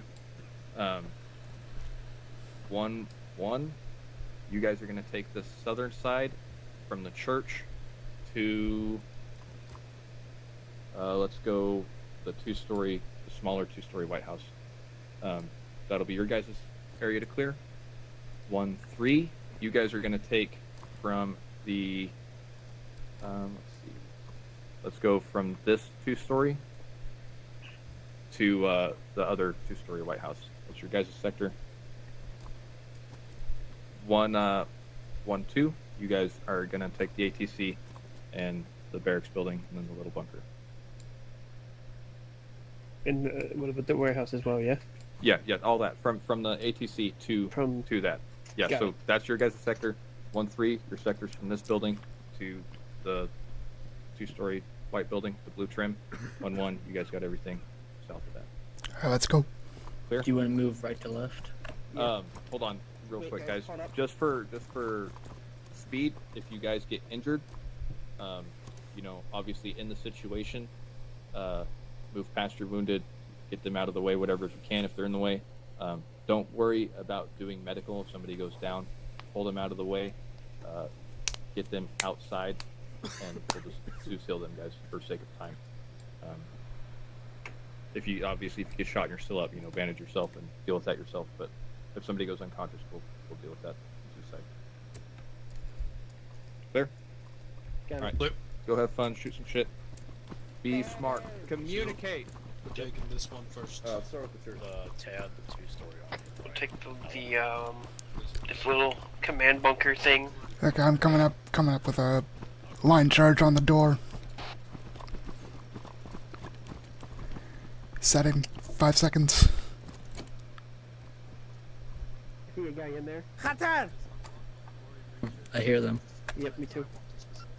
5 seconds. Behind you. That didn't work. Opening. Call it out before you.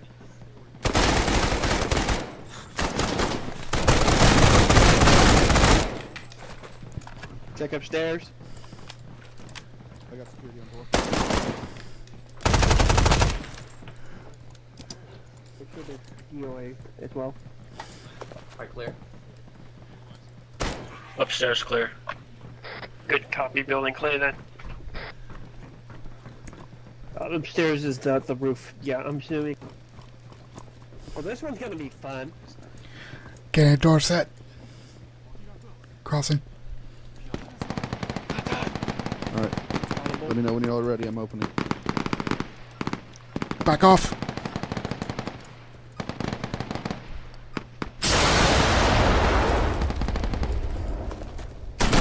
Oh, they said they were hostages, so who's the combatant?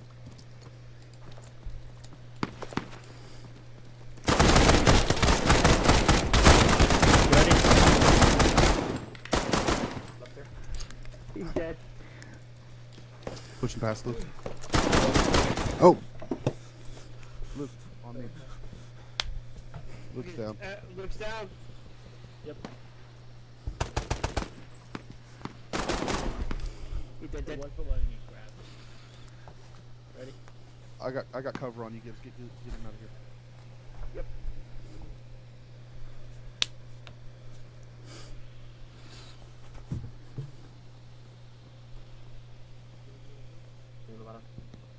Hold on, have we cleared all these rooms yet? Everything. The right side's clear. This side needs to be cleared still. Yep, on you.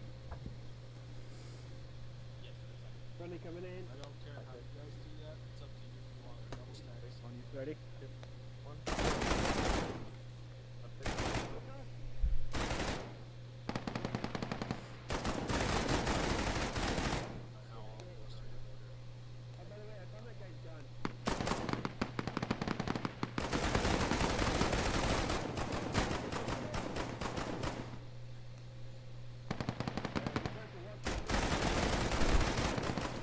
There's someone stuck in the doorway on the right side. Grenade. Reloading.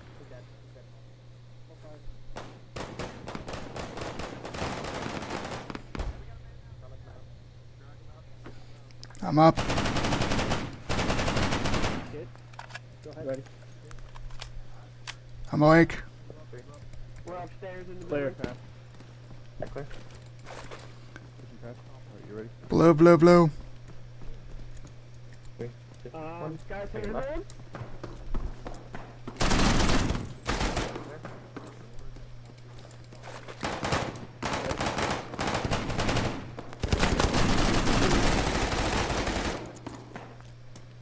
Ready? Blue, blue, blue. Copy. You want us to check outside? Clear. Yeah, check the balcony.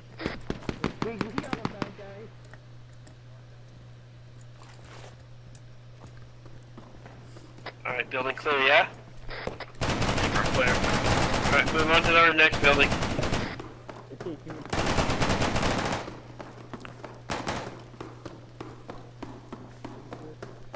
Audible, close. Coming to you. I'm on you. All clear on the backside. Open 3, 2. Remember, this warehouse is large is open, so I'll frag before you enter. Clear. Turn long.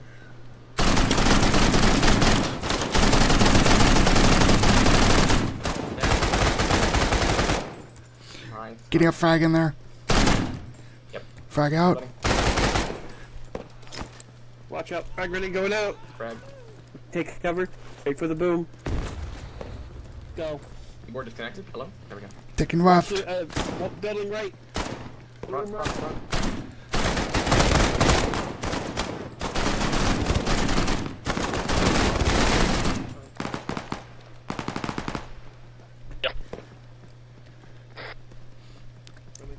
On you, Luke.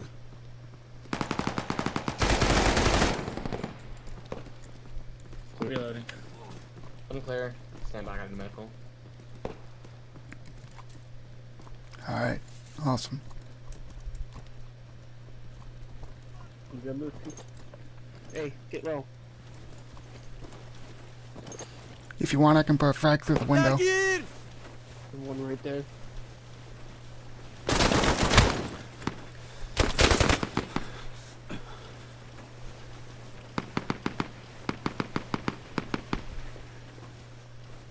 Stand up.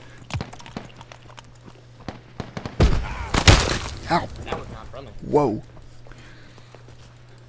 I got. Breaching.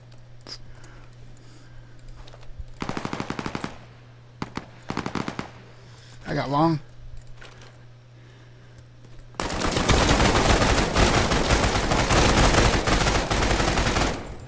Ow. Door. Ready? Ready.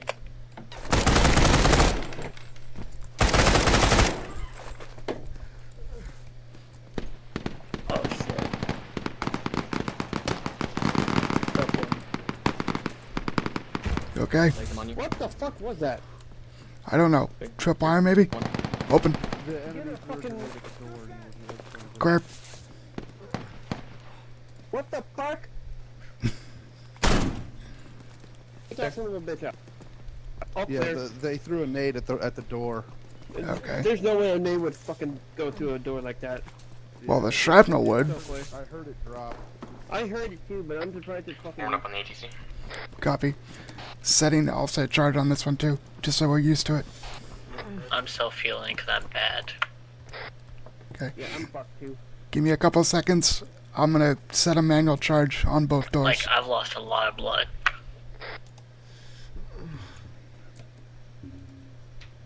Just lose less. Sorry, I can't help it. Unacceptable. D9 to the CAG unit. Charges are set. I'm getting medical done on myself as well. Just I've got point ready when you are. No matter, I keep hacking, I can't stop bleeding. Hey, Green. Ready. You should be just healed. alright. Everybody ready? No. Fire in the hole, fire in the hole.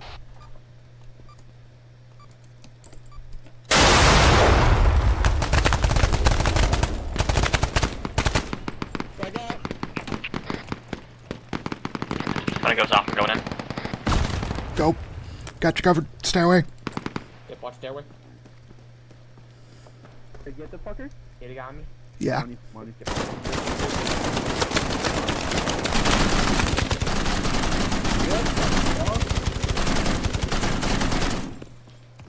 Oh, get that door. Where is he? Might have killed him. I don't know. Watch out, Asher! Frag out! We're trying to throw a frag before you breached in. We didn't breach. We didn't breach. We got past the wall. Who's got me on top floor?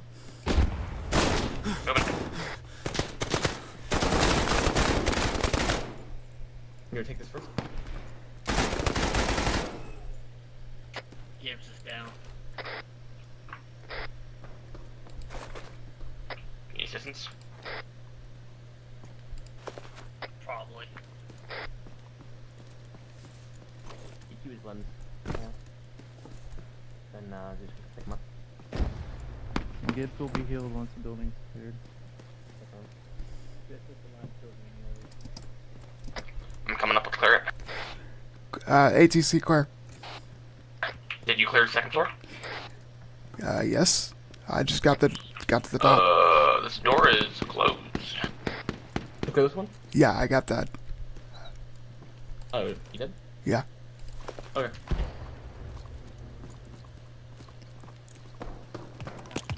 Did not get that.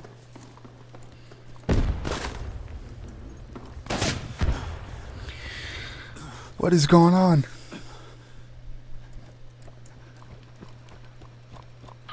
You did not get this.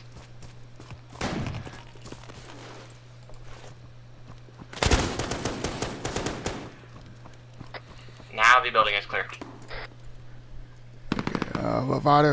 Lovato's down. Gibbs is also down. He's been down. Okay. Building's clear. You should get it. Yep. Okay. Gibbs is up. Fucking, where is that stupid kid?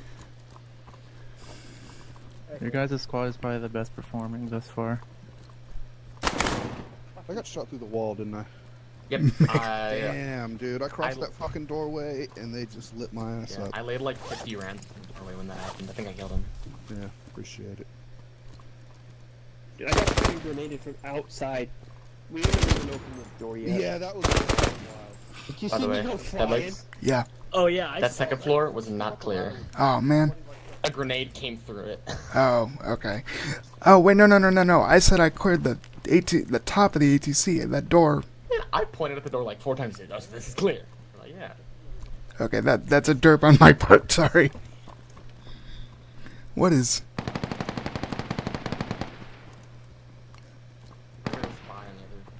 Oh.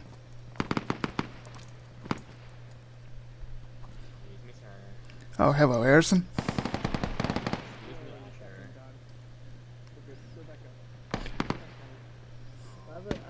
Hey, Gibbs, we got Harrison with us.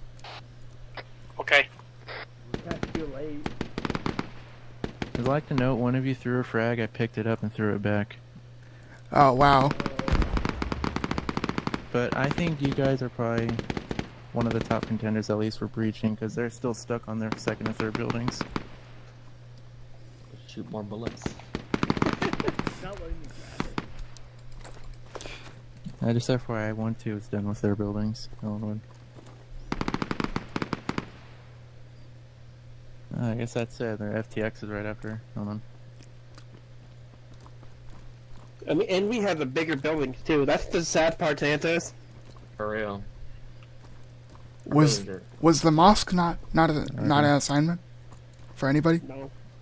Bummer. The mosque was So if you guys want to redo a building, I can set it back up. It's up to you. I honestly want to take the mosque. Something different. Because the other squads are still. Oh. They're we can still do the going mosque, at it? Yeah. Oh. Let me resupply. Yeah, they want to do more. I'm gonna set the church back up. Yeah, you know what? Yeah, we set back up over it again. Maybe cleaner. Roger. Especially since we got a new guy with us. Yeah.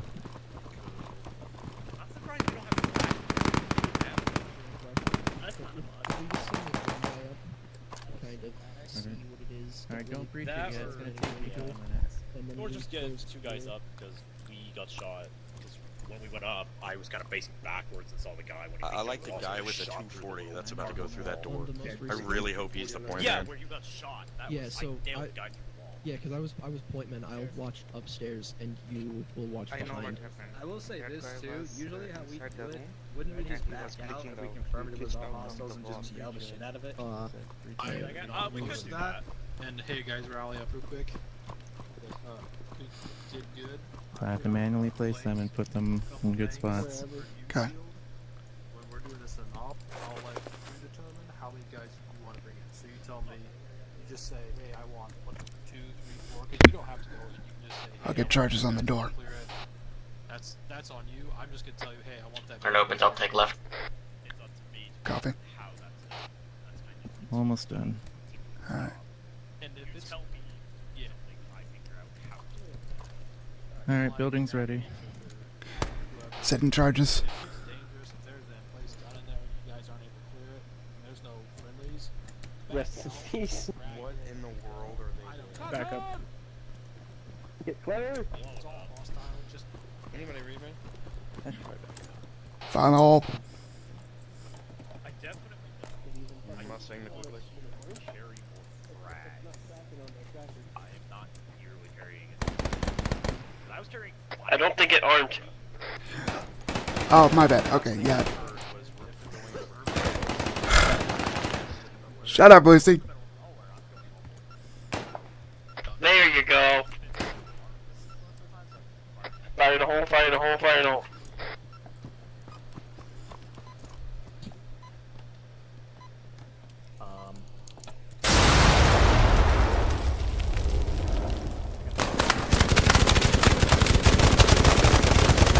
Frag out, frag out, frag out.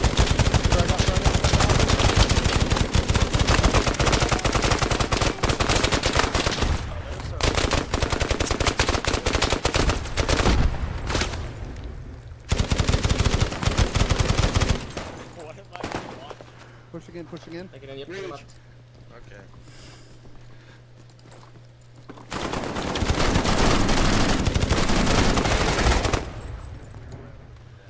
I'm behind you, Lovato. Clear.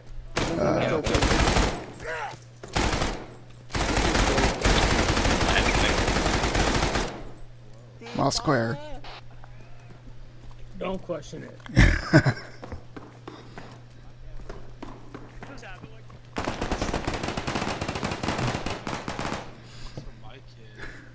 Geneva suggestions.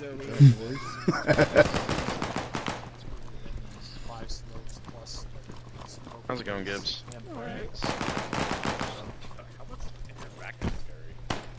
My back panel, I have 20 something mags. I have 6 smoke. Yeah, I'm gonna have to practice getting charges set up because Mine only does 20, and then as far as I can tell, today's the first time I've used them. I'm thinking, why does it lag all of a sudden? I have no I have a radio backpack, so I don't really have a choice. Damn, It's just 1-1 whatever it is I still use it, going. so. Yeah. There's I mean, more loads good. They gotta lock in. There's a game called Door Kickers 2 that simulates. Well, I think they also have a bunch of good people. Very, very well. I like it. You're saying if there was a BTR that wasn't holding your security. Please just walk up to the doorway, realize that I shouldn't enter this room, and then just blow it up. And again, My you favorite type guys- of CQB is the one where I can call the. Yeah, you guys have my blessing to destroy a building as much as you need to. If you can't breach it, or if you feel like you're gonna lose too many guys breaching it, Modern. Dying. I don't care what you do. As long as the building is either clear or gone. As long as everyone in it is dead. Yeah, as long as your objective is complete and we have to fight. If there's a hostage, unfortunate. Damn. Yeah. I feel like we should flashbangs. Why would that Infantry does get flashbangs. Is that why? They will get them. Macro. Why Like, was they've been that getting them for hostage? like 50 years now. No, he had a gun. They really Yeah, that's 1-2. Wait, no, that's 1-1. Yeah, 1-1 still going. Oh, Oh, they had a big ass building.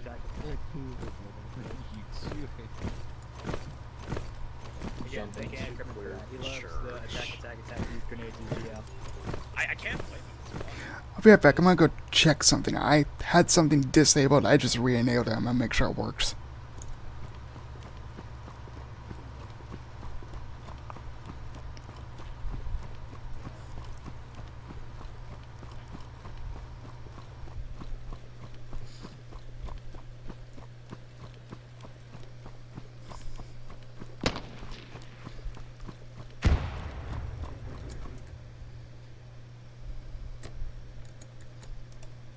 I have my button disabled for that macro to detonate. So if it's set to 9.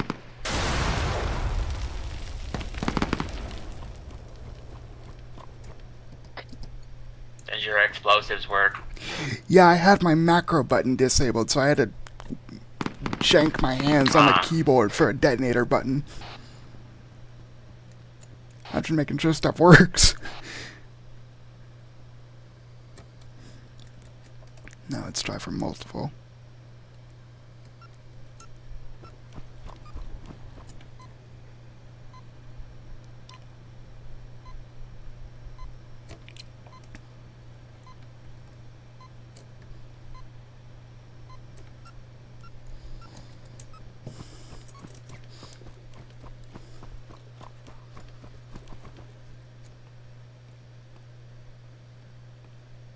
Breach, breach, breach.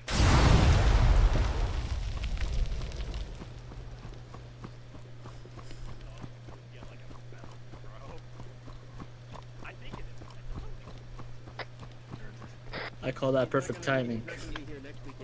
Hey, Scriv, did you just grab the Bradley crewman? Kit? Good question. No, I'm not an instructor. That's what Oh man. Alright, guys, let's gather up. That way you don't tactical look gaggle. exactly like me Before and you shit. incriminate yourself further.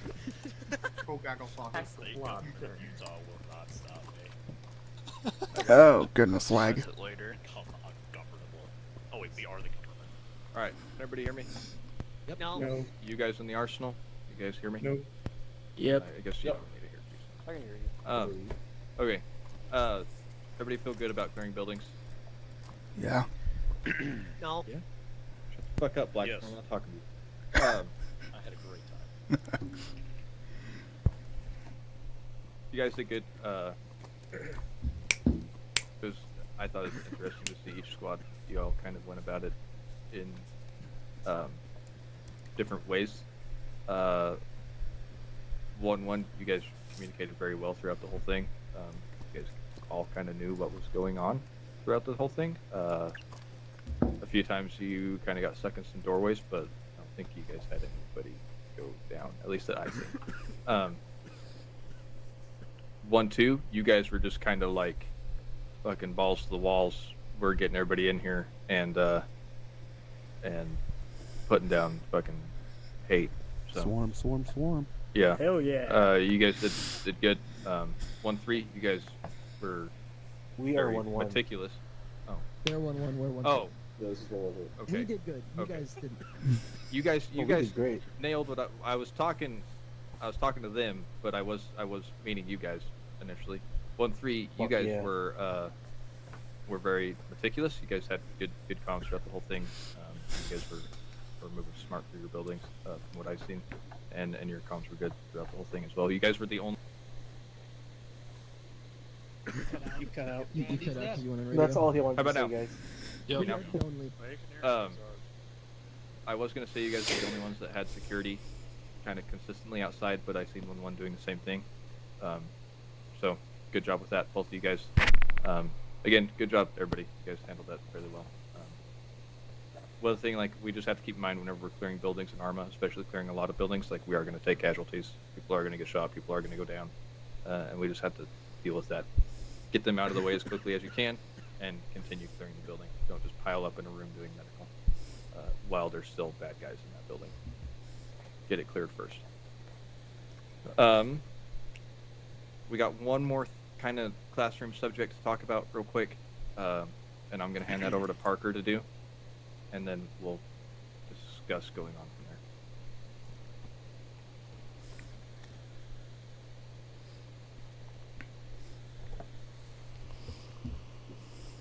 Speak a little louder.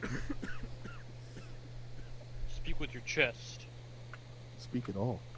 Can you hear me? Is that Yes. better? Am I louder? Oh shit, Okay. he speaks. So I know it's been a long day. Everyone's probably tired of hearing people talk, so I'll try and keep this quick. But I want to go over how to incorporate infantry with armor tactics a bit more. I know we have a bunch of new people. The big thing that I want to talk about is that the Bradley is not cover. Don't hide behind it. Don't hide near it. If we get hit, our priority is protecting the vehicle. If you guys are laying behind us or laying near us and we need to maneuver, you'll get ran over. Even if you think you have a good distance, try to give it a little bit more. It's ARMA gets a little finicky when it comes to vehicles like hitting people. So sometimes the hitboxes are weird. And then another big thing, if you open up your maps, kind of near where Ellenwood had his thing down here in the south, I have a little diagram drawn.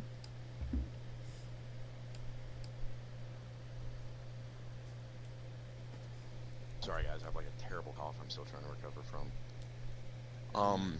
So the way the vehicles work, the Bradley and the Abrams both, they have, it's called overpressure. The 120mm on the Abrams has a lot more overpressure, so when we fire the main gun, if you are in a certain cone around it, you'll get hit. So when we're engaging, especially in urban environments where it's tighter anyway, try to give us plenty of space. And then with the Bradley, the 25mm still has overpressure. It's a lot smaller of a cone. But then with the tow missile, there's backlash, just like on your guys' rockets. So you have, if we fire the tow missile and you guys are behind us a certain distance, you'll get hit with that as well. So if you look at this diagram, it's very just quick and short, drawn together diagram. If we're in urban environments, obviously the vehicle will be on the road. The way I and Ellenwood would like to try to incorporate it is when the lead vehicle is pushing, whatever squad it is that's in line with them, they are clearing the buildings in parallel with the lead vehicle. They're not on the road behind the vehicle, they're not on the sidewalks next to it. Vehicle is pushing forward, engaging targets as they come out to the front, while infantry is on the sides, clearing, making sure nobody pops out behind us or above us. So obviously how you guys room clear and everything, that's on you.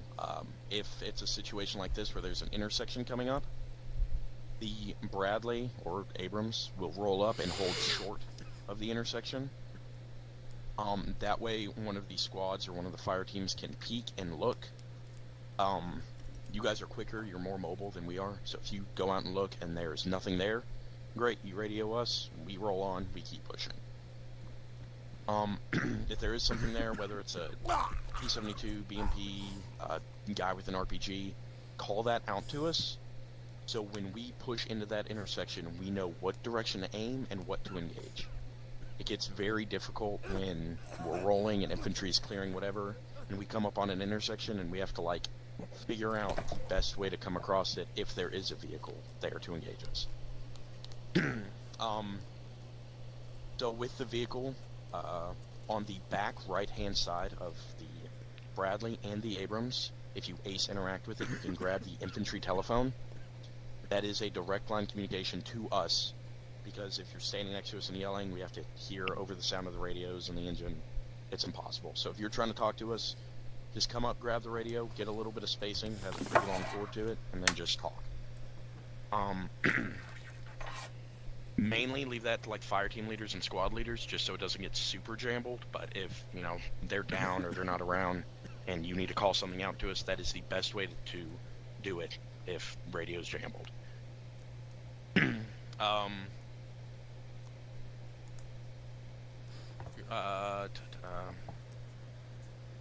If I know we do a lot of like urban environment stuff and convoy stuff, so this diagram just below, something that I want to start trying to incorporate better when we are rolling now, especially with the expansion of armor, when we're rolling and there's a vehicle to the front, every single turret swings front and everybody engages it at once, which is great because it kills that target. But if there's something to the sides or something comes up to the rear, then it makes things more complicated because, you know, everyone has to swing their turret back around and it takes time. When we're rolling, instead of having everybody look front or everybody look one way, I want to start trying to incorporate it with the lead vehicle, which is typically the Bradley or the Abrams, looking forward, and we'll cover the first threat that pops up there.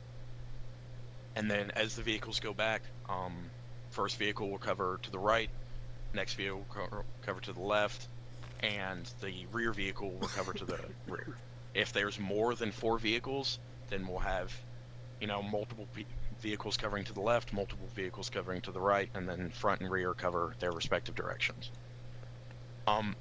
If, you know, something pops up to the rear and the rear vehicle can't engage it enough and they need extra turrets, then, you know, they call out that, you know, they need, you know, third vehicle covered to the rear as well, and then they can swing around and help engage. That way we can just keep the maximum firepower we need in every direction in case multiple targets pop out. With more armor being added, I know we opened up about 6 new roles in armor. A lot of that will fall on us to kind of cover, but as we're expanding and filling these roles, I know a lot of infantry, you guys are still going to have to hop in the gunner seats for us, so just keep that in mind. That's about all I got to cover with that. Does anyone have any questions? Yeah, just a consideration. Backtracking to the situation of the intersection and infantry breaking off to check for the armor, could we not just have a guy hang back on the telephone and then the unit that peaks radios to him and then it could just go straight? There's no delay? Yeah, you know what I mean? Totally work. But I don't want to have to pull a guy away from one of your fire teams or squads just to babysit the vehicle. Just an inner squad consideration, not necessarily by direction of the vehicle. Yeah, squad leads, we can talk directly to Mustang if needed. Okay, yeah. Yeah, so, I was just saying that with the infantry telephone, so, like, you know, if the squad leader's down, or if he's away with, you know, Fire Team Alpha and Fire Team Bravo sees something, instead of having a giant delay when we're right next to them, they can come and grab it. Yeah. Does anyone else have any questions? Ellenwood, you have anything you want to add? Anything you think I missed? No, I don't. No, I don't have anything to add. One thing, actually, I do have to add. Just one thing that, like, we have to keep in mind, guys, is our Mustang element is there to support our infantry platoon, but as infantry, we also have to support them. So whenever we are going into places, make sure that, you know, we're covering for them just the same as we cover for each other. As we're moving, we got to cover for them when they can't do it. If we lose our Bradley or our Abrams or whatever, like, that is a major loss of firepower that affects the whole platoon. So we got to do our best to work with them and make sure they're staying in the fight with us. So on and so on. And as we go forward, like, this stuff in our convoys and keeping all of our guns watching separate directions and stuff, with the expansion of armor, that's stuff that is going to be more streamlined, and it will all be dealt with by them. So, like, you guys, whenever we are rolling out, you won't have to worry about that. You get in the back of the striker, they take you to where we're going, and they're covering all that. So, but we all need to know it.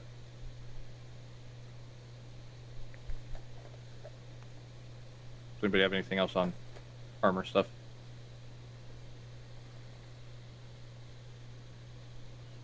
Okay.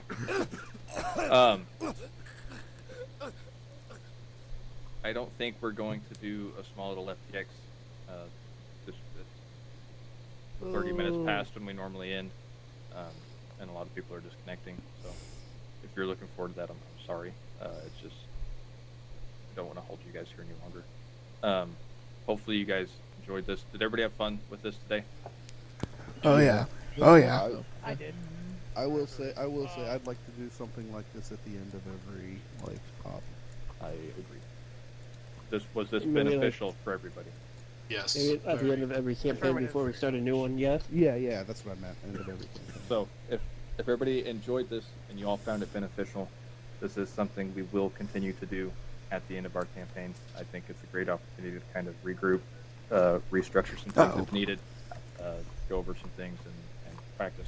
So, and everything that we covered tonight or today is stuff that, like, you guys can get with your squads and go with as well. So hopefully the word training doesn't become a freaking curse around here anymore, and we're not afraid to jump in and work on some things. So the more that we work on stuff and the more that we do this training, it helps us in the long run. So I know it's not necessarily fun to come sit here and have us talk at you all night long. We tried not to do that. Tried getting you guys doing some different things and not just sitting in a line and listening to it. But I still know that there's a lot of that happening. So let's see this. I'll just quickly go around at themselves. Man, Santos, do you have anything to add? No. You are? Okay. Glacier, do you have anything? Nope. Okay. Kane, do you have anything to add? This was very beneficial, so thank you all for hosting this and for everyone who kicked in to train stuff. Gibbs, or you are? Behind you are. Alan, what? Do you have any? Okay. Do you have anything to add? No, everybody did good. Good job. I liked it. You broke off. Oh, I got. Oh, wait, what? You That broke was off. You said you'd liked it, and then you were back. Everybody did good. I had fun. That's all I got. Cool. 1-1, I need a representative Dingle. Oh yeah, it was fun. We had a good time. It was really fun playing these buildings. Cool. Thank you. Parker, do you have anything to add? Nope, nothing for me. Okay. Scrib, you like being in a Mustang? Good talk. Take silence as a yes. You seen Santos' message? I think you all could have seen that. No. Okay. Don't worry about doing your TeamSpeak AARs unless you guys absolutely want to. Get together, go over whatever. Won't hurt my feelings at all if you do. If you don't, it's fine. Yeah, that being said, get out of here. Stick around, work on things if you want, and we'll see you all next weekend for the start of our campaign. Shield, do you have like 2 minutes? Boo, no FTX. Boo. So, okay, if you gotta go, feel Blackburn, free. can I meet you guys over at the Bradley? Alright, hey, come over here with me real quick. Yeah. Bye-bye.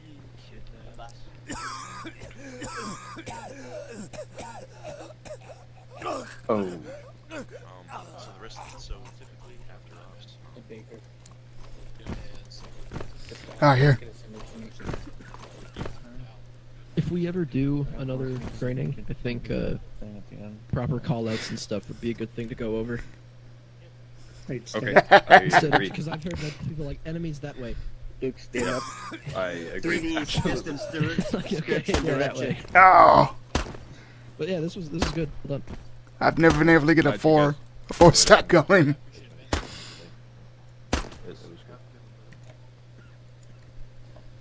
I appreciate you coming out to this nonetheless, Glacier. Lucy and did Slime leave? Nope. Don't know. No. Where's Slime? Locating. Next to me and Quigley and Glacier. Oh. Back over there. I don't know if you guys still got time, and if there's an instructor here that can finish your guys' basic. I will say that I don't know. I know Lucy didn't do any of it. You did pretty good, so not really worried. And Slime, I don't know what you got left in your basic, but get with Blackburn. He's coming. What I recall, I got to the beginning of talking about formation. Where the fuck is Ellen and then You here, Baker? Standing right here in front of you. He's right here. Scrib said he was really having a good time being in Mustang. He's enjoying it. Okay. His mic was muted. He didn't realize. Okay. Do you still got time to? Nah, I'm these just two? chilling. And if I these do. two still got time? I got Yeah, like I have half time an for hour both or of so them. before I gotta hop off, so. Only half an hour? And half they an both did hour's- really good. I don't think that they'll. I can vouch for Lucy being really good at what he does. Alright.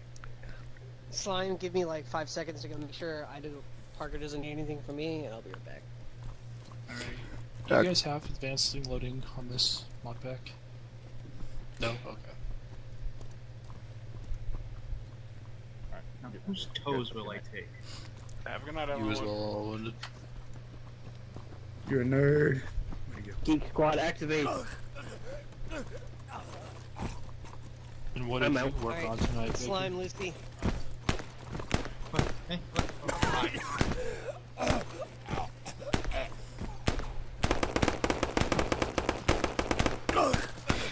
Hey, Mary, can I have a small vehicle?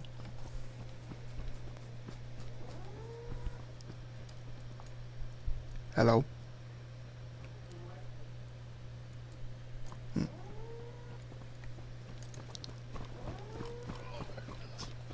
Fair enough. I'm always happy to run. Oh wow, okay. I've never seen the actual like intercom phone until now. Where's it That's at? cool. I don't see it. Oh yeah, If it's you pretty ace cool. interact at the back of it. Oh. I see. Ace Interact. Oh yeah, if y'all want to mess around with that, you can. Right now. Yeah, I didn't even know that was a feature until you just mentioned it today. That's pretty cool. Yeah, I figure not a lot of people knew about it, so that's kind of why I wanted to say it. Oh, there I know it a is. couple times we've been like sitting there, and I'll be in third person looking for targets, and I'll see someone run up, and I'll see their mouth start moving, and then they'll run away. I was like, I have no idea what they just said. So it's a direct line. It doesn't act like a long range. No, it is. It acts just like we're talking right here, but it like cuts through all the So here, I'll hop in real quick. When I'm talking on it, do I have to use push to talk, or is it like automatic push? It is automatic. Once you pick it up, it just goes straight through. Okay, cool.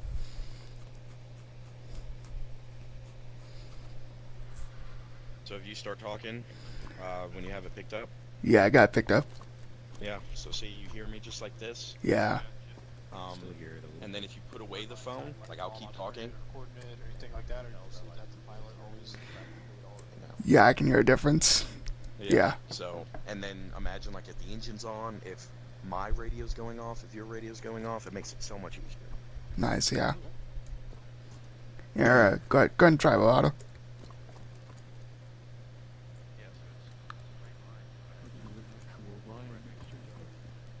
Okay, so question for you, Baker, then. If you are calling, so decent call to a gas strike, do you, and you're using a guided munitions, like say, ATL fire, and I want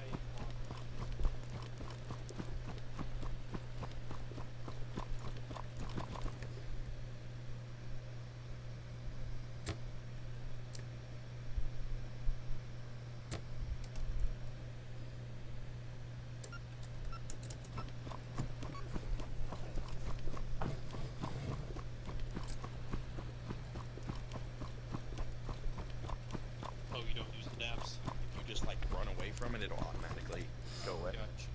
Yeah. So like, see, if I pick it up and then I back up over here, it just disappears. Where's it on the real thing? So it's just a box. It's on the real one. It's underneath this, and it's just a little box. If you hit left bracket, you pull up your GPS. You know how that works. Yada yada. I hope. I've had it running all day. Okay, so then. I just want to let you guys know, fire in the hole. Laser designator off and the little bird for guided munitions, so that way it tracks onto the. What the fuck? Just a warning. I'm lasing you in.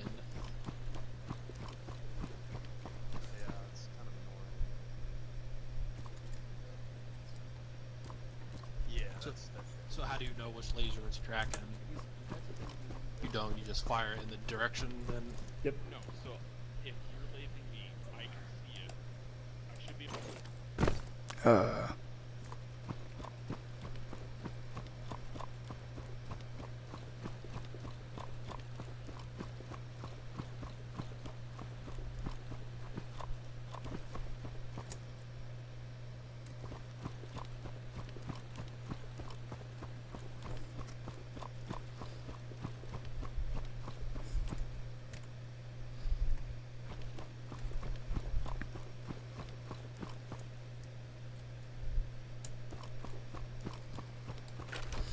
You don't have what I want. I'm going to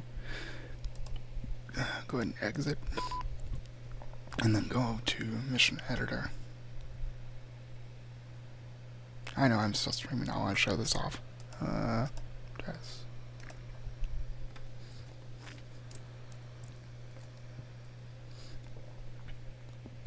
Excuse me.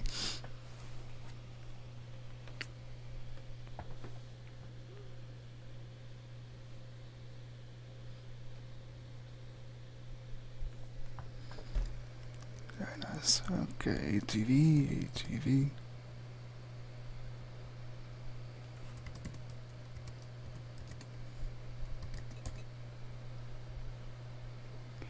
This'll do. No, it won't. That little thing, quad bike. Load out. He's arsenal. No, load out. I'm flying.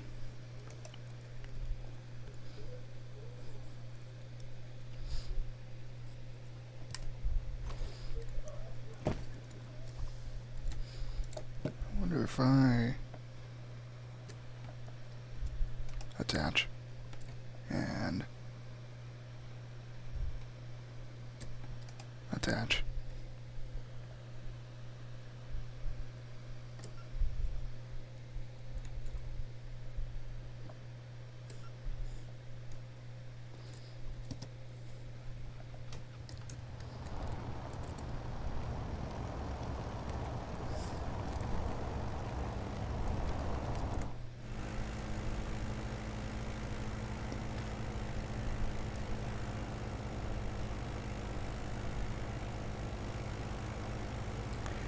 So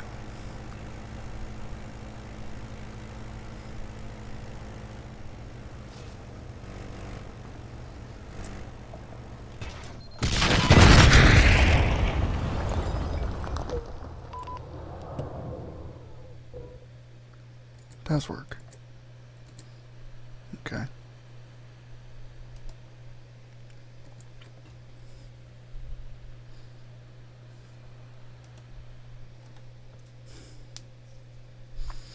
So what was the issue? Is it that how am I pressing it wrong?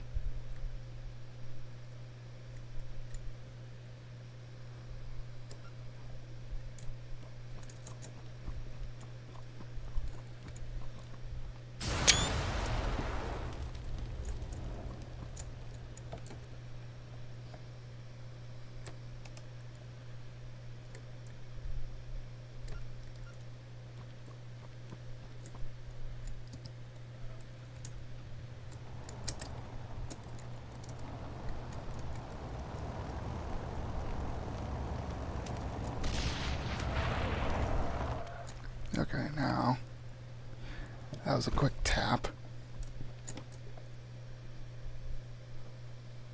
If I hold it like I've been thinking or doing,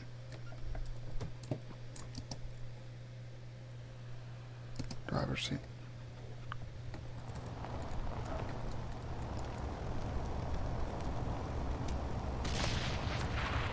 That works too. It might just be server finicky, I don't know.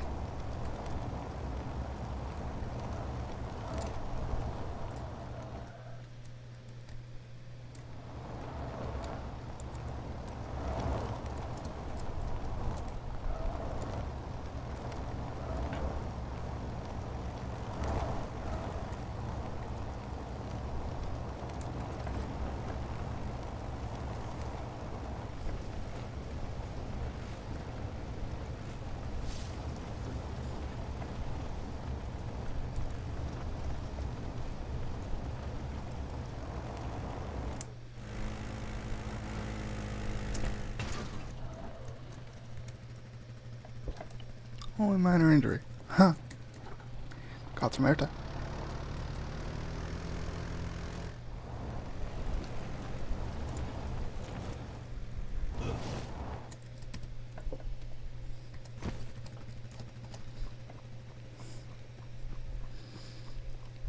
Door.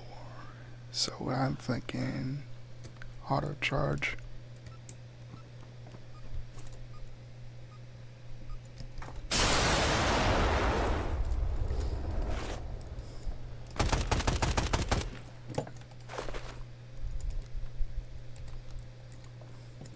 Yeah.